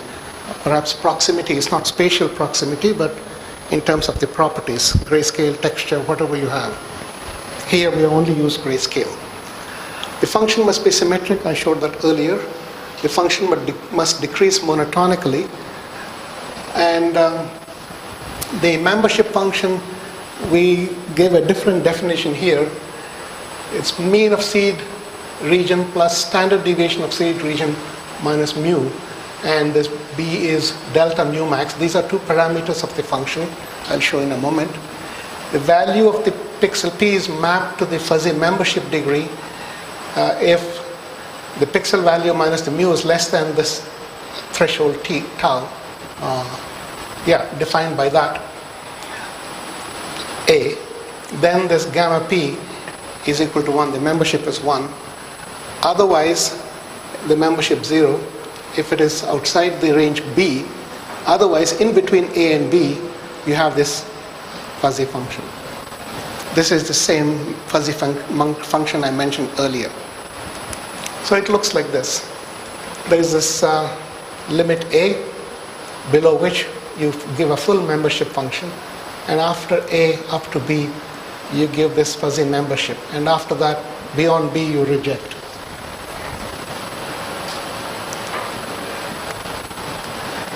So the noisy disk image I showed earlier, now we are not getting a contour. Previously, we applied the fuzzy membership function, fuzzy pre-processing step rather, which is also a membership function.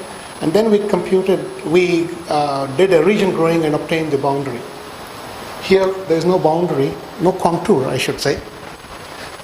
And all pixels are assigned a membership. But the membership outside is 0.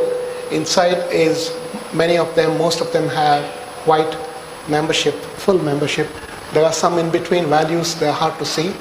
And some may not have a membership because the noise is too high, membership being close to 0 because of noise. But most of them are included with high membership. So depending on the seed pixel, we get 3 different results for the same input image, but they are all very similar.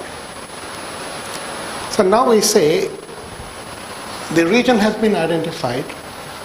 We haven't drawn a boundary because drawing a boundary on a malignant tumor is difficult. But from this we can compute other types of features.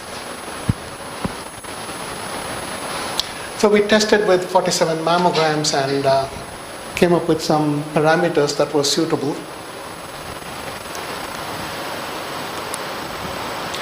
To assess the result by pattern classification, we defined a fuzzy ribbon. The fuzzy ribbon is a connected region whose pixels possess membership degree less than unity and separate the tumor from the background. So around the periphery of a malignant tumor, we expect many pixels to have low membership to the tumor, but not 0. The central core of the tumor is not important in the classification process. The membership is all high, but that distinction doesn't matter between benign masses and malignant tumors. In a benign mass also you have a central core where the membership is high. Let me show the pictures and then I'll explain that. So this is the fuzzy ribbon. I don't know why this came in color. Some strange things happened in the printing process. I didn't have any color, but when the book was printed, it changed to that. Or the EPS file somehow acquired this color. But there is no color, it's just grayscale. You can see we have removed the central core portion of the tumor. And this is the fuzzy ribbon around the periphery where the membership is less than 1. And we can put some limits. If it is less than 0 point something, then you don't keep it. This is for a benign mass. What we have observed may not be obvious in this case, that in the case of malignant tumors, there are more pixels in the fuzzy ribbon that are fuzzy, meaning the membership values are low, than in the case of benign masses. There is a rapid transition from the mass to the outside. The ribbon is thinner and the values are not decaying as slowly as here. So we computed the probability of malignance based upon the coefficient of variation, that is sigma over mu, of the pixels in the fuzzy ribbon. So we put a cut point of 0.8, and 20 of the 25 malignant tumors and 20 of the 22 benign masses gave correct classification. So this is the computed curve for the probability of malignancy and CVFR, the coefficient of variation of the fuzzy ribbon. Ideally, you want that to be a step function. So any threshold will work, but you get this always. So that you have to find a cut point somewhere, and there will be some misclassification. The sharper the transition of this S curve, the better. The other one was not as good.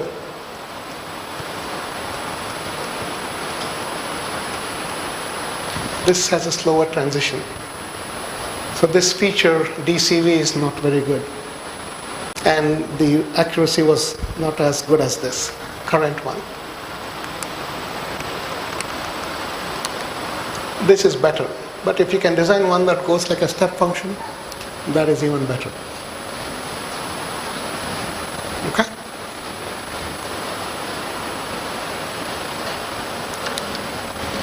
Take another little break. Any question?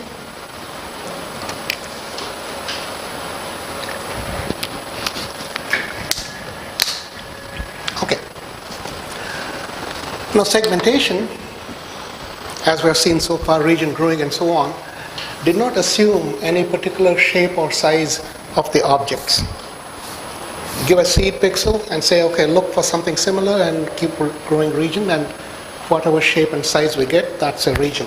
But there are some situations where the geometry of the object you want to detect is known, that it is circular or it has this particular shape. If you can parameterize that shape and represent that using a few parameters, you can create a parameter space of the shape and then apply that in a method known as the Huff transform. You can generalize that, it's called generalized Huff transform. So sometimes images may contain objects that may be represented in an analytical form, such as straight lines, circles, ellipses, and so on, parabolas. I'll show you examples. There may not be perfect circles and perfect parabolas. You won't get perfect circles, fine. But if the contour of that object approximates a circle, and you can fit a circle, and there are circles of different sizes, then you can detect them and characterize them. The edge of the pectoral muscle in mammograms, I have not shown that yet, is an almost straight line in the mediolateral oblique views of mammograms. I'll show detection of the pectoral muscle later. Benign calcifications and masses appear as almost circular, but I don't think we want to try that. I don't think one would want to try fitting circles, but they're approximately circular. Most cells in pathology specimens have circular elliptic boundaries. Some may have rectangular shapes, and they have different connotations. So you can fit circles and ellipses and rectangles and then categorize them.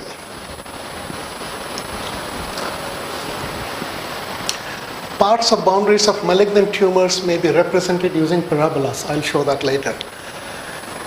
So the detection, modeling, and characterization of objects or parts of objects in this manner may be facilitated by prior knowledge of their shapes. There was a classic paper where the ribs were detected using parabolas in chest X-ray images. So there are situations where some parts may be approximated by certain mathematical functions for contours or closed loops. Some say this is not huff but ho, but I'm not sure if I should go. I have asked in England too, and nobody could give me a correct answer. Huff like rough, or is it ho like do? I don't know. I say huff. So Huff proposed a method. This is a classic paper. Y equal to mx plus c. Use this representation for a straight line, and he proposed this method for the transform that is named after him. But after this, Duda and Hart changed that formulation. We will see that too. So y equal to mx plus c. This is the equation for a straight line. X and y are the space coordinates, m is the slope, c is the intercept of the line. The Huff domain, or what is called the parameter space, straight lines are characterized by mc, slope, intercept. In the xy space, that is the equation. Given one value for m and one value of c, there is only one line there. Given a line, it is determined by mc. Okay? So that's the graphical representation of the line, the slope. Here it is rho equal to x cos theta plus y sin theta. Otherwise it's y equal to mx plus c. X coordinate, y coordinates, the intercept of the y-axis c. There's a problem with the y equal to mx plus c. C could be anything. The slope is, depending on how you define it, it is limited. But c, if it is a line that goes there or nearly perpendicular to the x-axis, then what do you do? Whereas rho equal to x cos theta plus y sin theta. Rho is the distance of this perpendicular to the line from the origin, and theta is its angle. Theta can go from 0 to 180, not 360, 180 is enough. And then the distance, it depends on how you define it. I'll show some definitions later. Rho is this distance. If it comes this side, you can say rho is negative, just mathematical notation. Otherwise, if you want rho to be only positive, then theta should go 0 to 360. With this definition, rho and theta are bounded. Y equal to mx plus c has the problem that c is unbounded. So this is a better representation. This is what Duda and Hart used in their paper after Huff's paper. So both m and c have unbounded, depending on how you define that, ranges, and then it is better to use this formulation.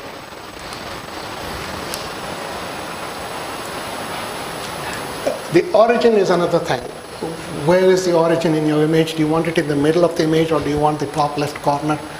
So depending on that, the formulation will change a bit and the limits will change. So let's look at the detection of straight lines.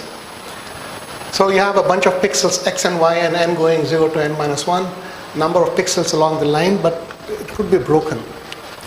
You don't need all the pixels along the line. If you have one here, one there, and one more there, that's enough.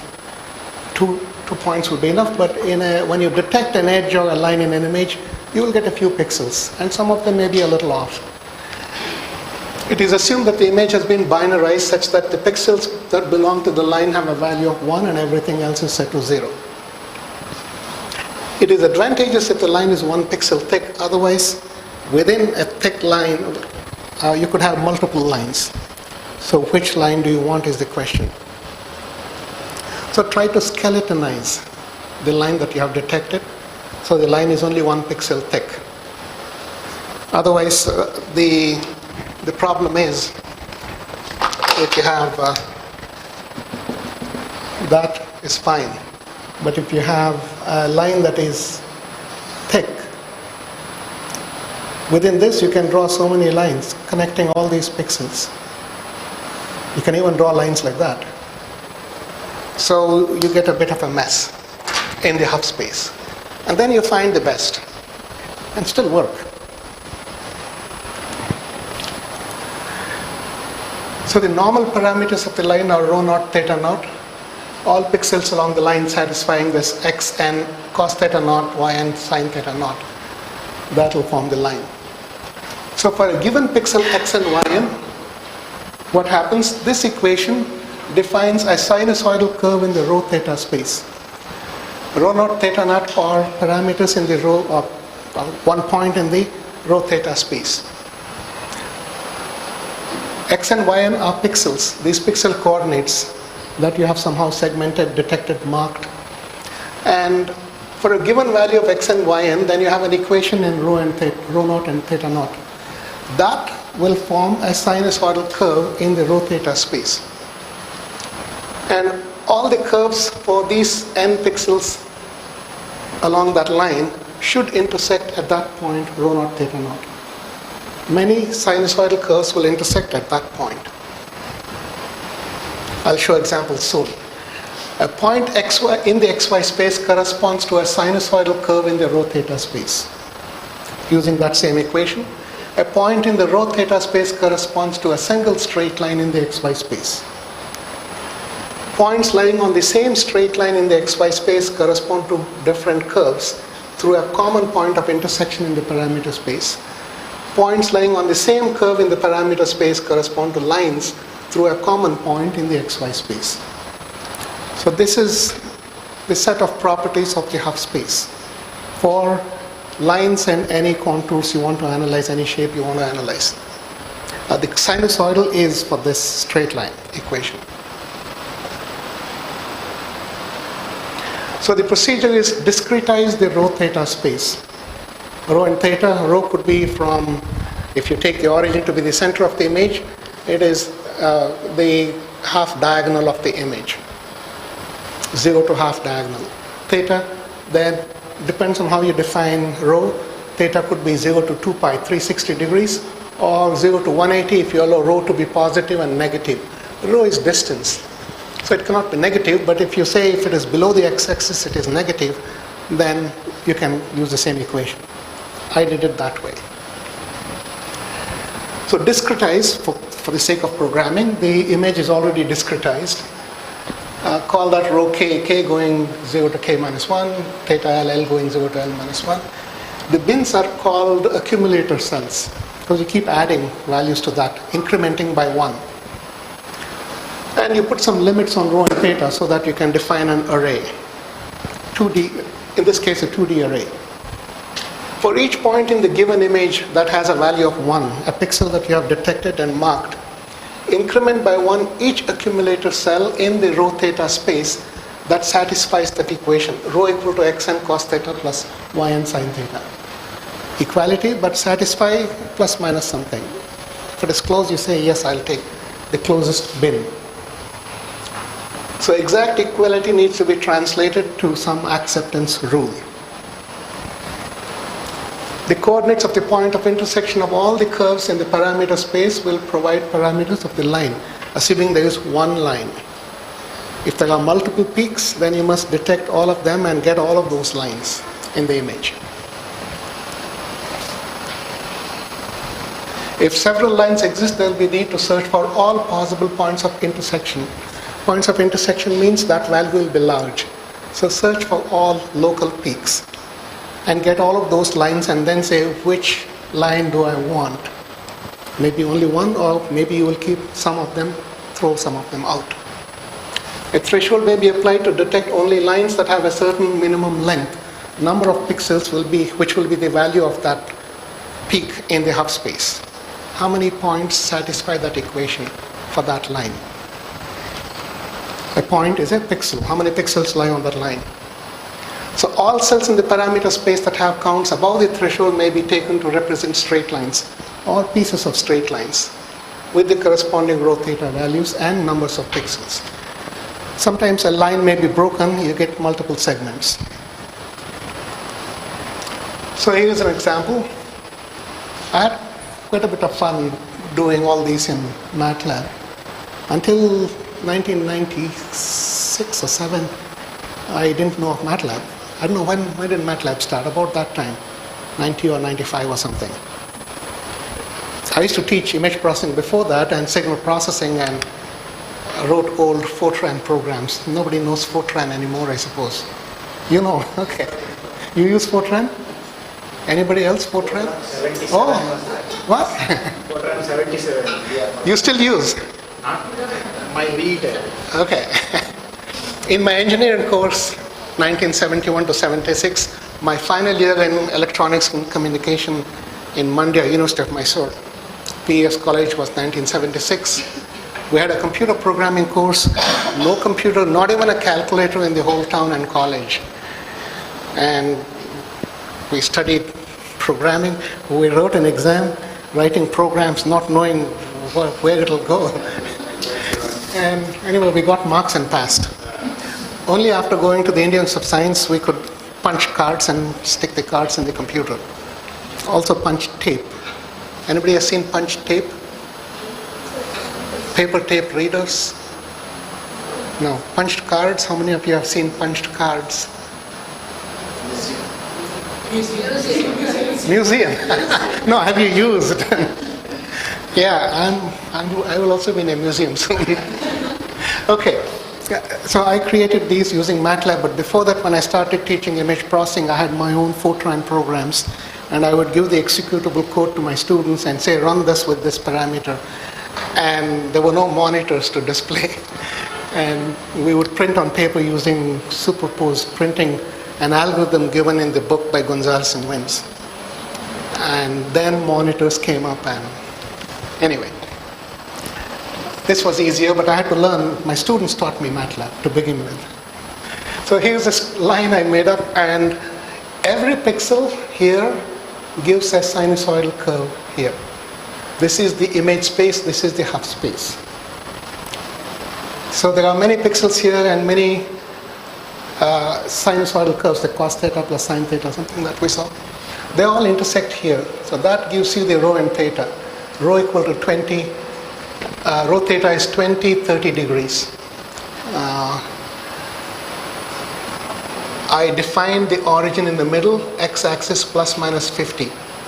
0, minus 50 plus 50, minus 50 plus 50. And half transform, log of 1 plus accumulator, horizontal axis 0 to 180 degrees, vertical axis 0 here, minus 75 to plus 75. I define distances below the x-axis as negative, just for programming convenience. So that, you find that peak, you got the parameters of the line. 2 lines. So there are 2 sets of the sinusoids. One intersecting there, another intersecting there. So you get the parameters 20, 30 degrees and minus 50, 60 degrees. Okay. But this is minus because it is below the x-axis, the distance, rho.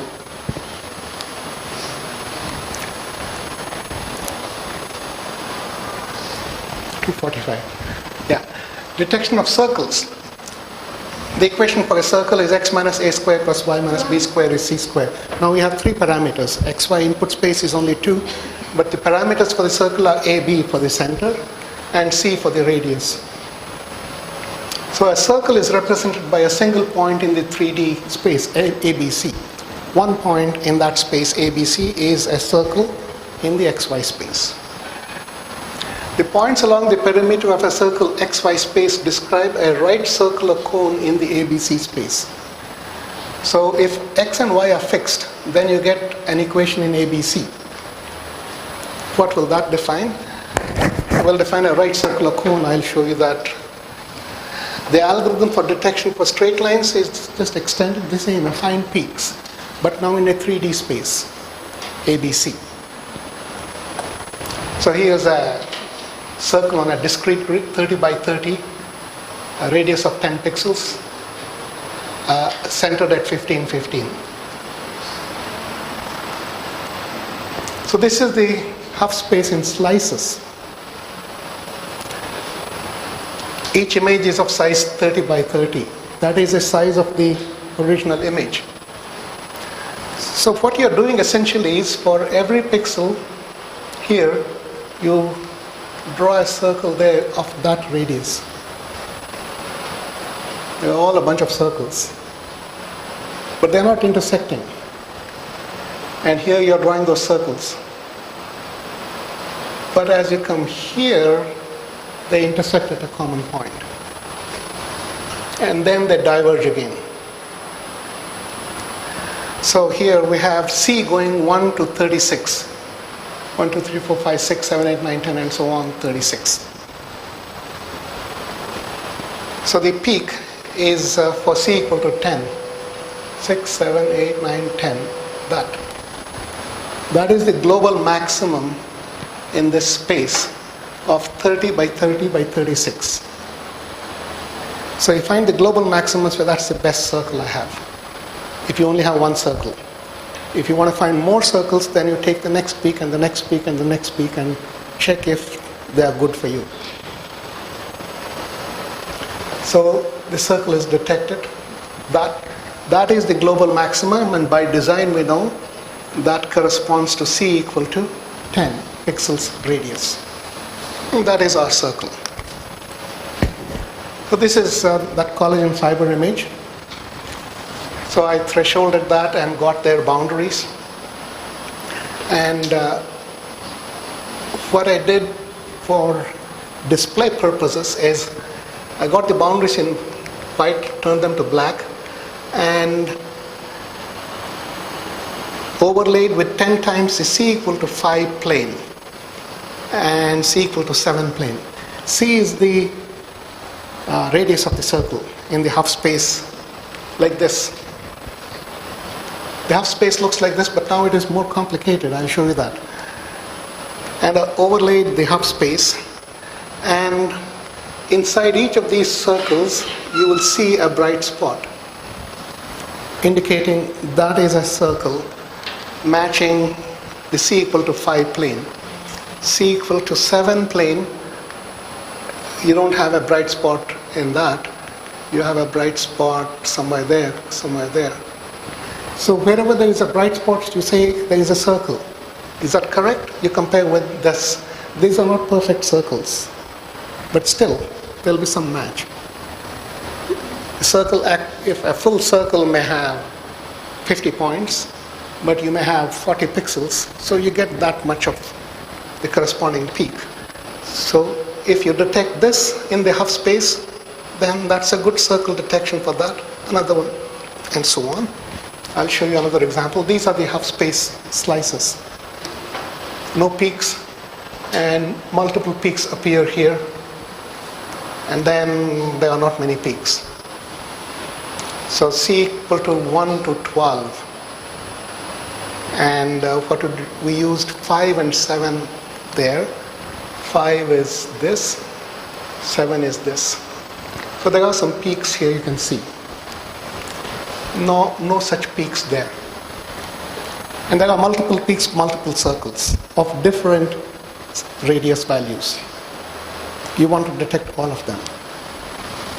And then you can go back. For all the peaks you detect here, go back and put that value, mark that position and check what is there. Is that a collagen fiber or not? Originally it is dark. So you check, is it dark? Or some range of Hounsfield unit or whatever it is, the parameter.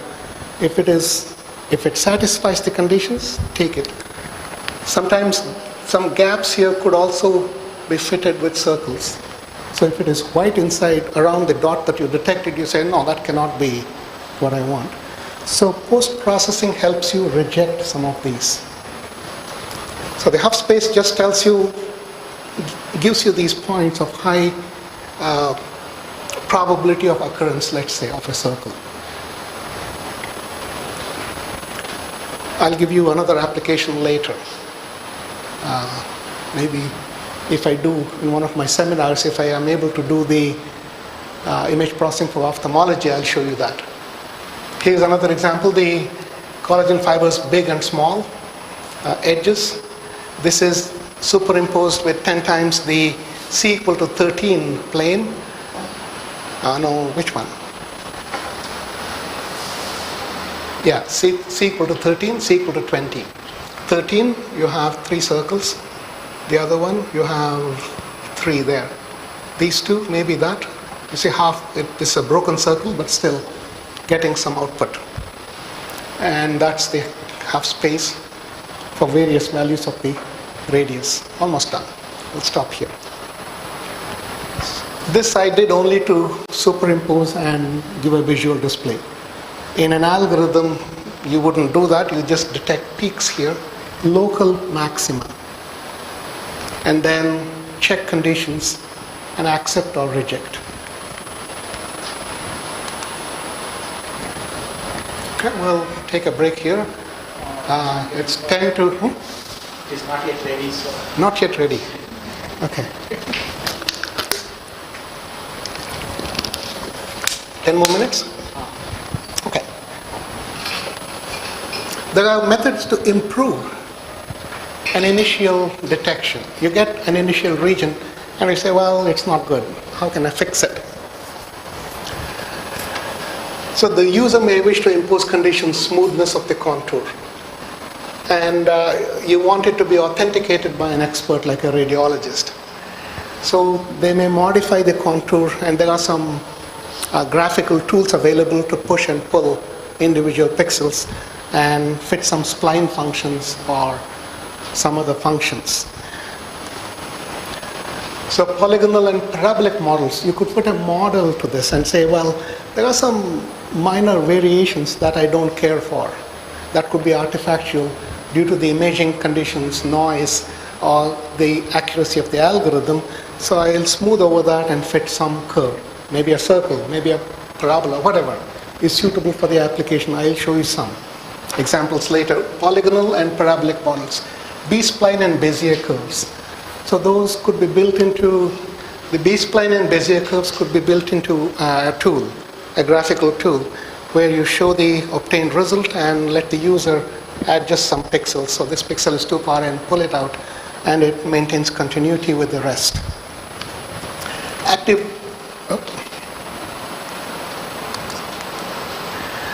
contour models or snakes, we will see that later.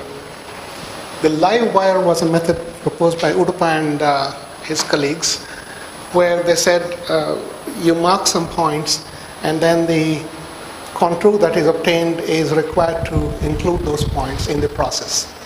So they guide the detection process to say you must include these points and pull certain points towards the points that they give as input or reference.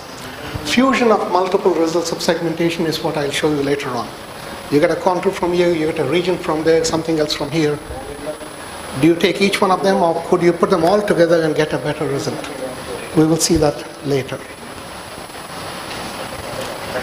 Detection of the spinal canal is something I'll show you, but we will get to that again later on. Let's break here. Okay, it's 10 to 3, so please come back at 3:15, and we'll have 45 minutes at the end. Thank you.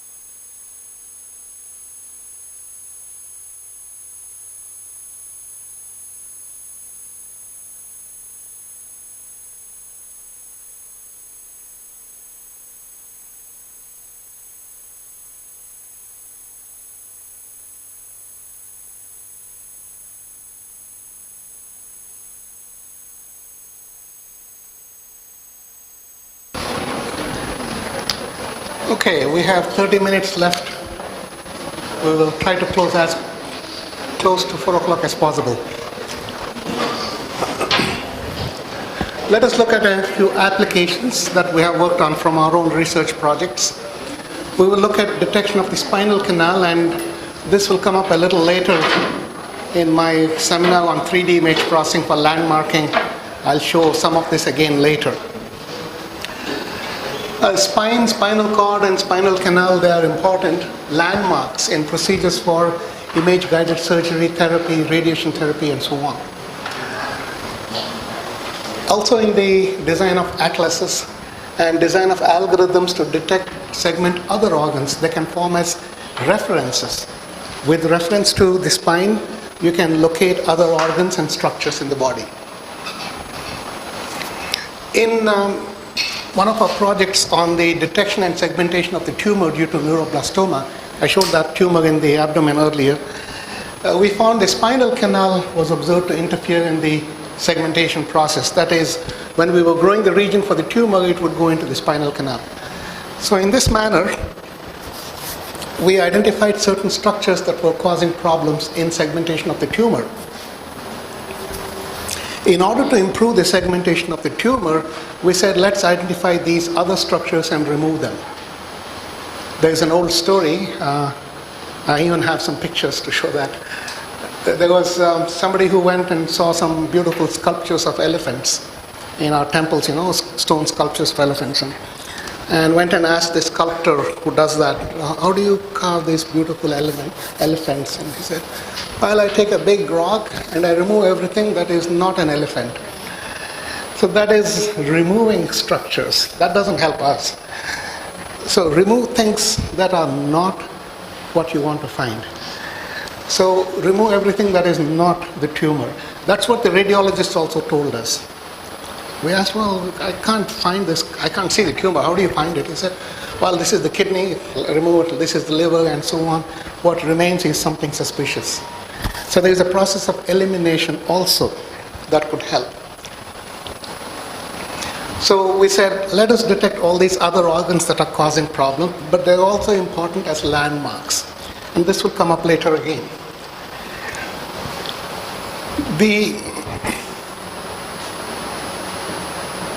Okay, one thing is missing here.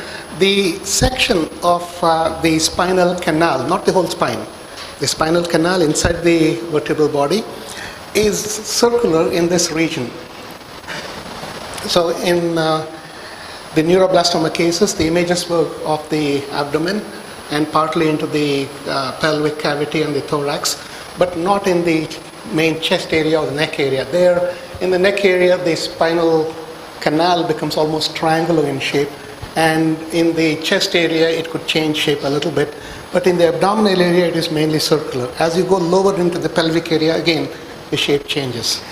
So depending on the area of the part of the body where you are, there are some parts where the shape is known, and here it is a circle. So we said, let's find the circle, but we need to get that circle boundary. So the initializing seeds for region growing procedure were obtained using this procedure. So we said, we need to get to the spine, but we will come from outside. The outer region of the CT volume containing the materials outside the patient's body, the whatever blanket and other things, they were all segmented. You start from the outer boundary of the image and grow inwards, allow some variation, come up to the skin. The advantage in using CT images is you know the Hounsfield unit values for all of these structures. They're tabulated and there are references that give you with and without contrast medium. So I'll give you those numbers later on or as we go. The CT volume was then thresholded at 800 Hounsfield units to detect the high density bone structures, and we remove those. All boxes not within 8 millimeters from the inner boundary of the peripheral fat layer were rejected. And then regions were growing using each remaining voxel, and we got the bone volume.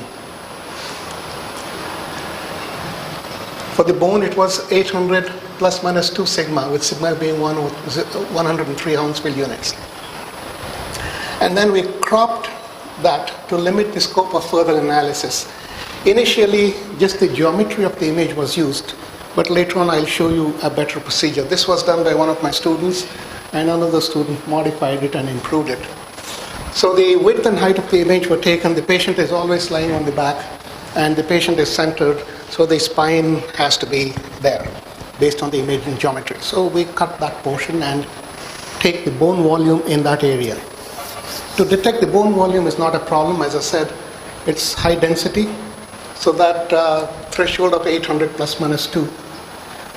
We need to take that into account in considering adults versus pediatric patients. Here we had pediatric patients. So some of these are arbitrary limits. The first 13% and 20 slices and so on. So we removed all of that in subsequent algorithms, so I won't go into that detail. So what I want to show you is more towards, let me go here. Let me show the picture since we're coming to the end of the day, and I'll go to the background later. So here is a CT image, and this was the cropped area. So in most cases it worked, these constraints worked. And of this cropped area, we find the edges, the edge map of the bone volume. The bone region in 3D was grown earlier. And now you see a nice circle, almost nice circle. So to this binary map, we apply the Huff transform. We have a certain range of circles. I'll go back and give some of those parameters. And then in the Huff space, there are many circles, as I said earlier, like this. This is another, in this case, we got this bone edge map. This is broken here, but we have half of a circle here. So that is the circle we want, even though it is broken. The Huff space, for every point here, you draw a circle of the radius of that parameter slice. So you see all of those. And this is for 15, radius 15 pixels, 17, 19 pixels. Not full. Still, there are some 50, 60, maybe 70 pixels. Not full. Still, there are some 50, 60, maybe 70 pixels there. Here you may have a total of 40 pixels maybe. But that's the circle I want. So it's not the first peak. It could be the second or third peak. So find a number of those peaks. How many other peaks you can find in the Huff space, or the top so many, 10, let's say. So here we have the 4 circles corresponding to the first 4 peaks drawn. You see one of the circles is fitting that. So now which one do you want?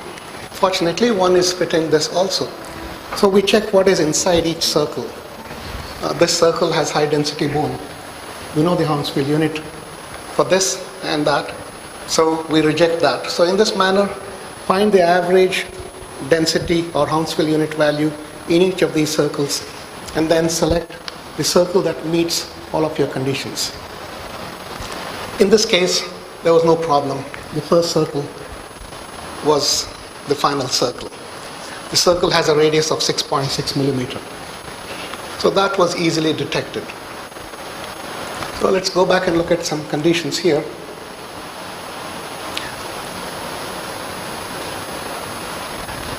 So note that the vertebral column is not continuous but made up of interlocking segments. So the bone edge map could be sparse, as I showed. The radius in the Huff space was limited to 6 to 10 millimeters, pediatric cases. So the global maximum in the Huff space may not always give you the desired circle. So get the top view and then ask, is this circle what I want? So CT values used as constraints: bone marrow plus 142 Hounsfield units, sigma 48. Spinal canal 30 Hounsfield units. The actual spine, the bone will be much, much higher. So if the center of the circle corresponding to the Huff space maximum was not within that specified Hounsfield unit range, it was rejected. And the circle corresponding to the next maximum in the Huff space was evaluated in the same manner until a suitable circle was detected. Now, about detection of seed pixels, you asked. The center of this circle was taken, of each circle detected, in all these slices. In each slice you get a circle. Take the center and a few pixels around that as your seed and compute and in 3D. So the centers of the circles detected were used as seed voxels, and in subsequent algorithms we chose a neighborhood like a tube connecting all the centers and like a 3x3, I don't remember, I'll show that later on. So we get a number of voxels, volume elements from 3D data set that are in the middle of the spinal column, in the spinal canal. The mean and standard deviation were estimated using, it says here, 7 by 7 by 2 neighborhood, or for each of those slices. So then we got not only all the seed pixels or voxels, but also the mean and standard deviation of the spinal canal for that patient. Initially we had some reference from some other publication or from our database. Using this procedure we have a number of seed voxels and the statistics for that particular spinal canal. Then we do fuzzy region drawing using all of them. And then we get the spinal canal in 3D. This is the bone structure that was segmented earlier to find the spinal column. So for this patient, that sort of brown, reddish brown, that is a spinal canal in 3D, obtained by region growing. But the seeds were detected in this manner. So the circle was not used for any other purpose. The circle was thrown out, we just want the center, and take a neighborhood around the center in 3D. Okay? I'll show this again later with some refinement and other landmarks. Detection of the breast boundary in mammograms has been a big research topic. Not anymore, but in the 80s, 90s, 2000, it was a big topic. In a mammogram, you have the X-ray projection image of the breast, but also there are some markers placed outside to indicate left, right imaging parameters, and not imaging parameters, but some other labels are there. MLOCC for craniocaudal and mediolateral oblique views. Some labels are placed, and their shadows also appear in the image. We want to reject them. We want to get everything outside the image, outside the breast area, and get the breast boundary, and then compute statistics within that area. So no point in computing statistics over using all the image pixels with background and other things.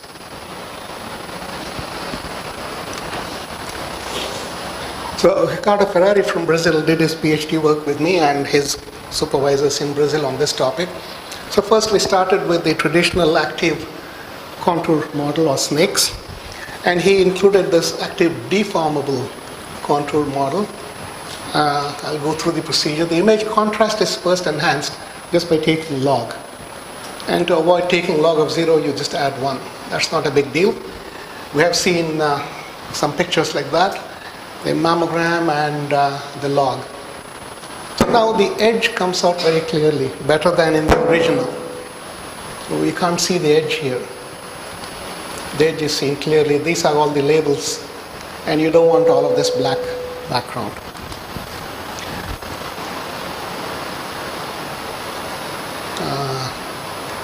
So let me go back to this stage 1. Okay. Let me go and find stage 2. Where is that? Stage 2.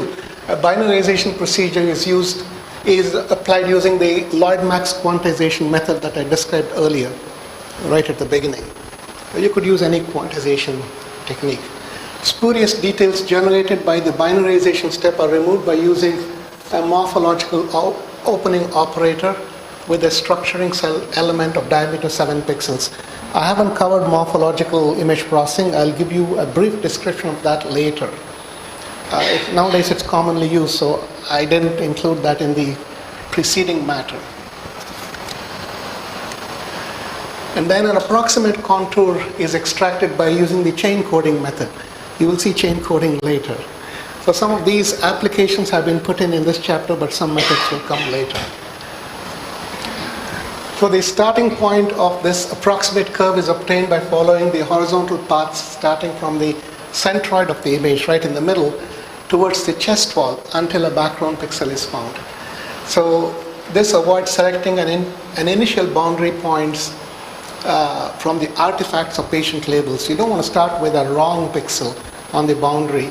So you go towards the chest wall and you get a correct boundary point there. 4 control points are determined.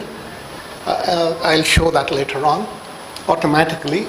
And then pixels along lines of length 40 pixels are identified at each point of the approximate skin air boundary in the original image in the direction normal to the boundary. So you draw perpendiculars to the tangent at every point along the contour. That's the initial contour. We are going to adjust that contour. The gray level histogram of the pixels along each normal line is computed, and the skin air intersection, that is the boundary, is defined as the first pixel while going from inside the breast towards the outside. That has the gray level associated with the maximum value in the histogram. So that histogram looks like this. And these are values inside the breast, and then outside the breast it's some noise variation. And you want to catch that point. That's the profile. And this is the histogram of those pixels. And then the traditional snake's model is applied to define the true boundary. That's a further manipulation or modification of that contour. So the contour obtained up to this stage is put as the input to the traditional parametric active contour or snake's model, which starts with this. And the contour is moved through the spatial domain of the image to minimize some functional of energy. And one of them is defined like this: 0 to 1 around the boundary, alpha v prime s, beta v double prime s. Vs is the contour. So this is the internal energy, and then external energy that depends upon the gradient in the image. So image gradient is brought in. This is internal to the contour or the so-called snake. So the contour is expected to maintain certain continuity and rigidity, and it should fit to certain gradient values or high gradient values in the image. So that is how the contour is adjusted. So alpha and beta are weighting parameters that control the tension and rigidity of the so-called snake. V prime s and V double prime s are the first and second derivatives of Vs, where Vs indicates the representation of the contour, and S is the distance along the contour normalized to the range 0 to 1. So 0 to 1 means going around the contour once. So it is a continuous representation, not pixel by pixel. The external energy is based on the image, and typically a gradient measure such as this nabla, whatever, however you compute some gradient measure. That need not be specified. It depends on how you want to implement it. Could be some gradient like Privet or Sobel or some other gradient, and then you use that in the other expression we saw earlier. And some values for alpha and beta need to be determined based on your application. So let's go back and look at these results in various steps. So that's the original mammogram, log, that's the initial contour, and then the refinement, and that's the initial contour. These are the points that are automatically marked at the top, left and top right, and where the contour intersects this chest wall. This is the chest wall. This is a mediolateral oblique mammogram, so that is the pectoral muscle, which has an almost straight line edge, but we will talk about that later. So this is the initial breast boundary. And then we draw perpendiculars or normals to the breast boundary at every pixel and analyze the variation coming from inside the breast to the outside. So this may not be the best position. So by taking pixel values along the normal, we analyze again and ask, should I move this in or out and adjust it? All all the way around, not here. But that should work anyway. And using that histogram, this is the next level of the curve. Now there is some smoothness put in here. But look at this result. That is where the nipple is. It was obtained here, and then it got lost here. So there is some give and take. You may lose some details. H is the end, final boundary with the Nitck's algorithm. So overall smoothness has been imposed. You impose too much smoothness, then the nipple which has the discontinuity will be lost. So you need to adjust the parameters of your algorithm so that you don't lose important details. Or you may say, okay, this is the boundary, I'll take this and I'll detect the nipple separately. And there are many algorithms to detect the nipple separately. And we have some of our own, so let this go and do that separately. Well, this is not a bad boundary. So that was the procedure. So we analyzed some 66 images, and there are some problems with this. This label came too close, and that was included. And we need a better method. So Ricardo came up with another technique called adaptive active deformable contour model to make it adaptive. So it includes what he called a balloon force in the energy formulation to minimize the influence of the initial contour on the convergence of the algorithm. The external energy is also designed to be locally adaptive. So we get an initial contour, and this approximate contour we want to Vn is a collection of, now it is discrete, xi, yi, I going on to n. Those are the points that are obtained by sampling the approximate contour from the previous method. The previous method gave something, and that we are further refining. So this is used as the initial contour in the new algorithm. And we are using only 10% of the total number of points. We are not using all of those points. So that is the contour, and these are the points selected. The total energy now is internal energy plus external energy like before. The internal energy has a continuity energy and a balloon energy, a linear combination of the two. So the energy component ensures a stable shape for the contour and constraints to keep constant the distance between the points and the contour. So the parameters were initially set to just 1.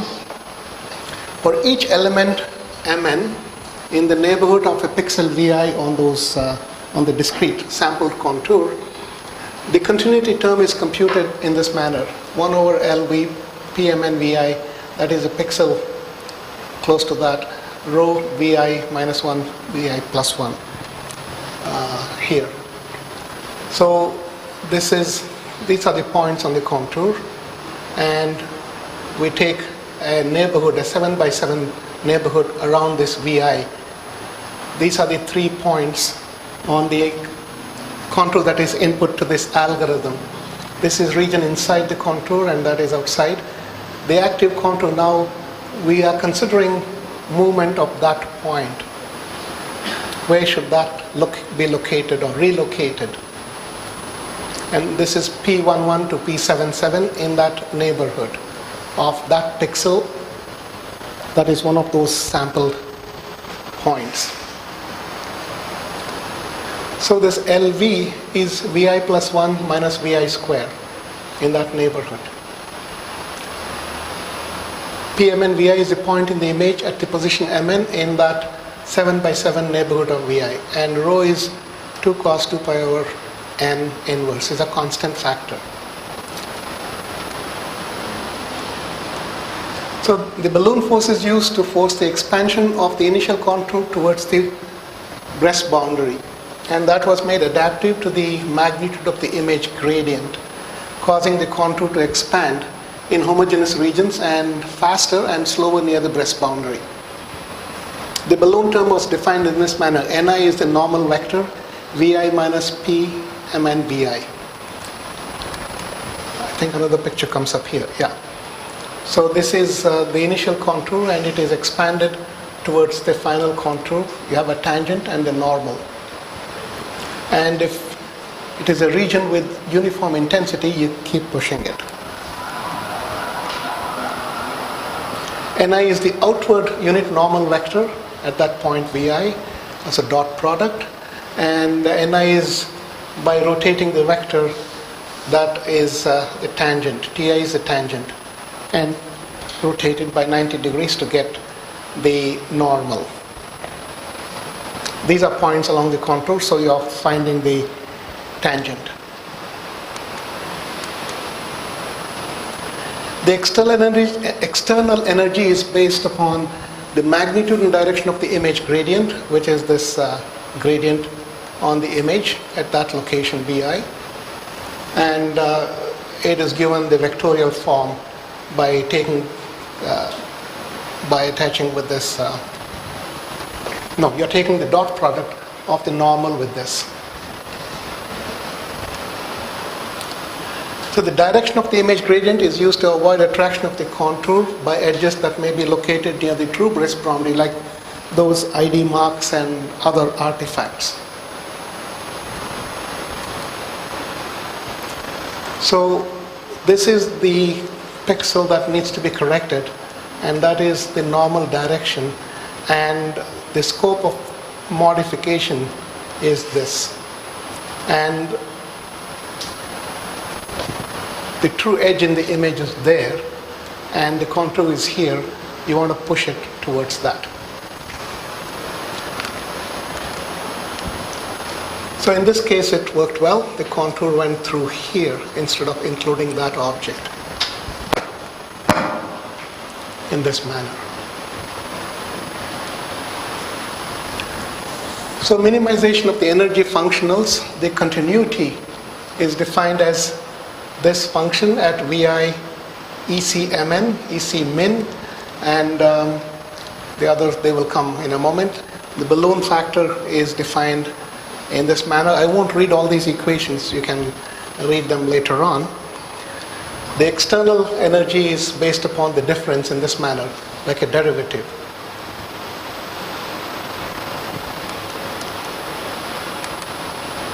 I'll skip some of these definitions. The curvature at each point is obtained using these vectors joining two neighboring contour elements, Vi plus 1 time here. So we get this contour, and it is keeping these objects out.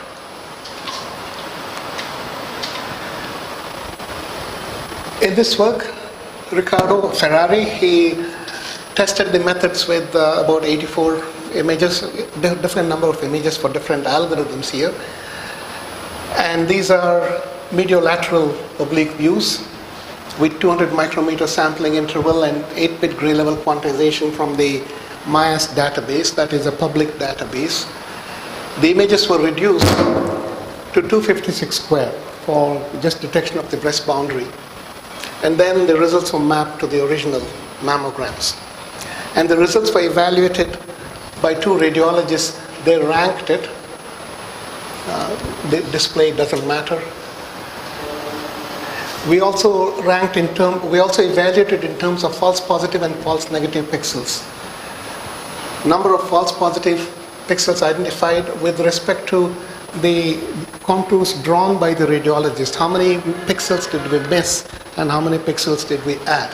The breast boundaries were all drawn by the radiologist, and the breast boundaries detected by the methods were also checked by them visually.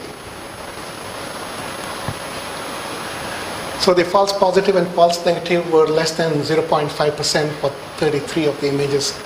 38 images had between 0.15 and 1%.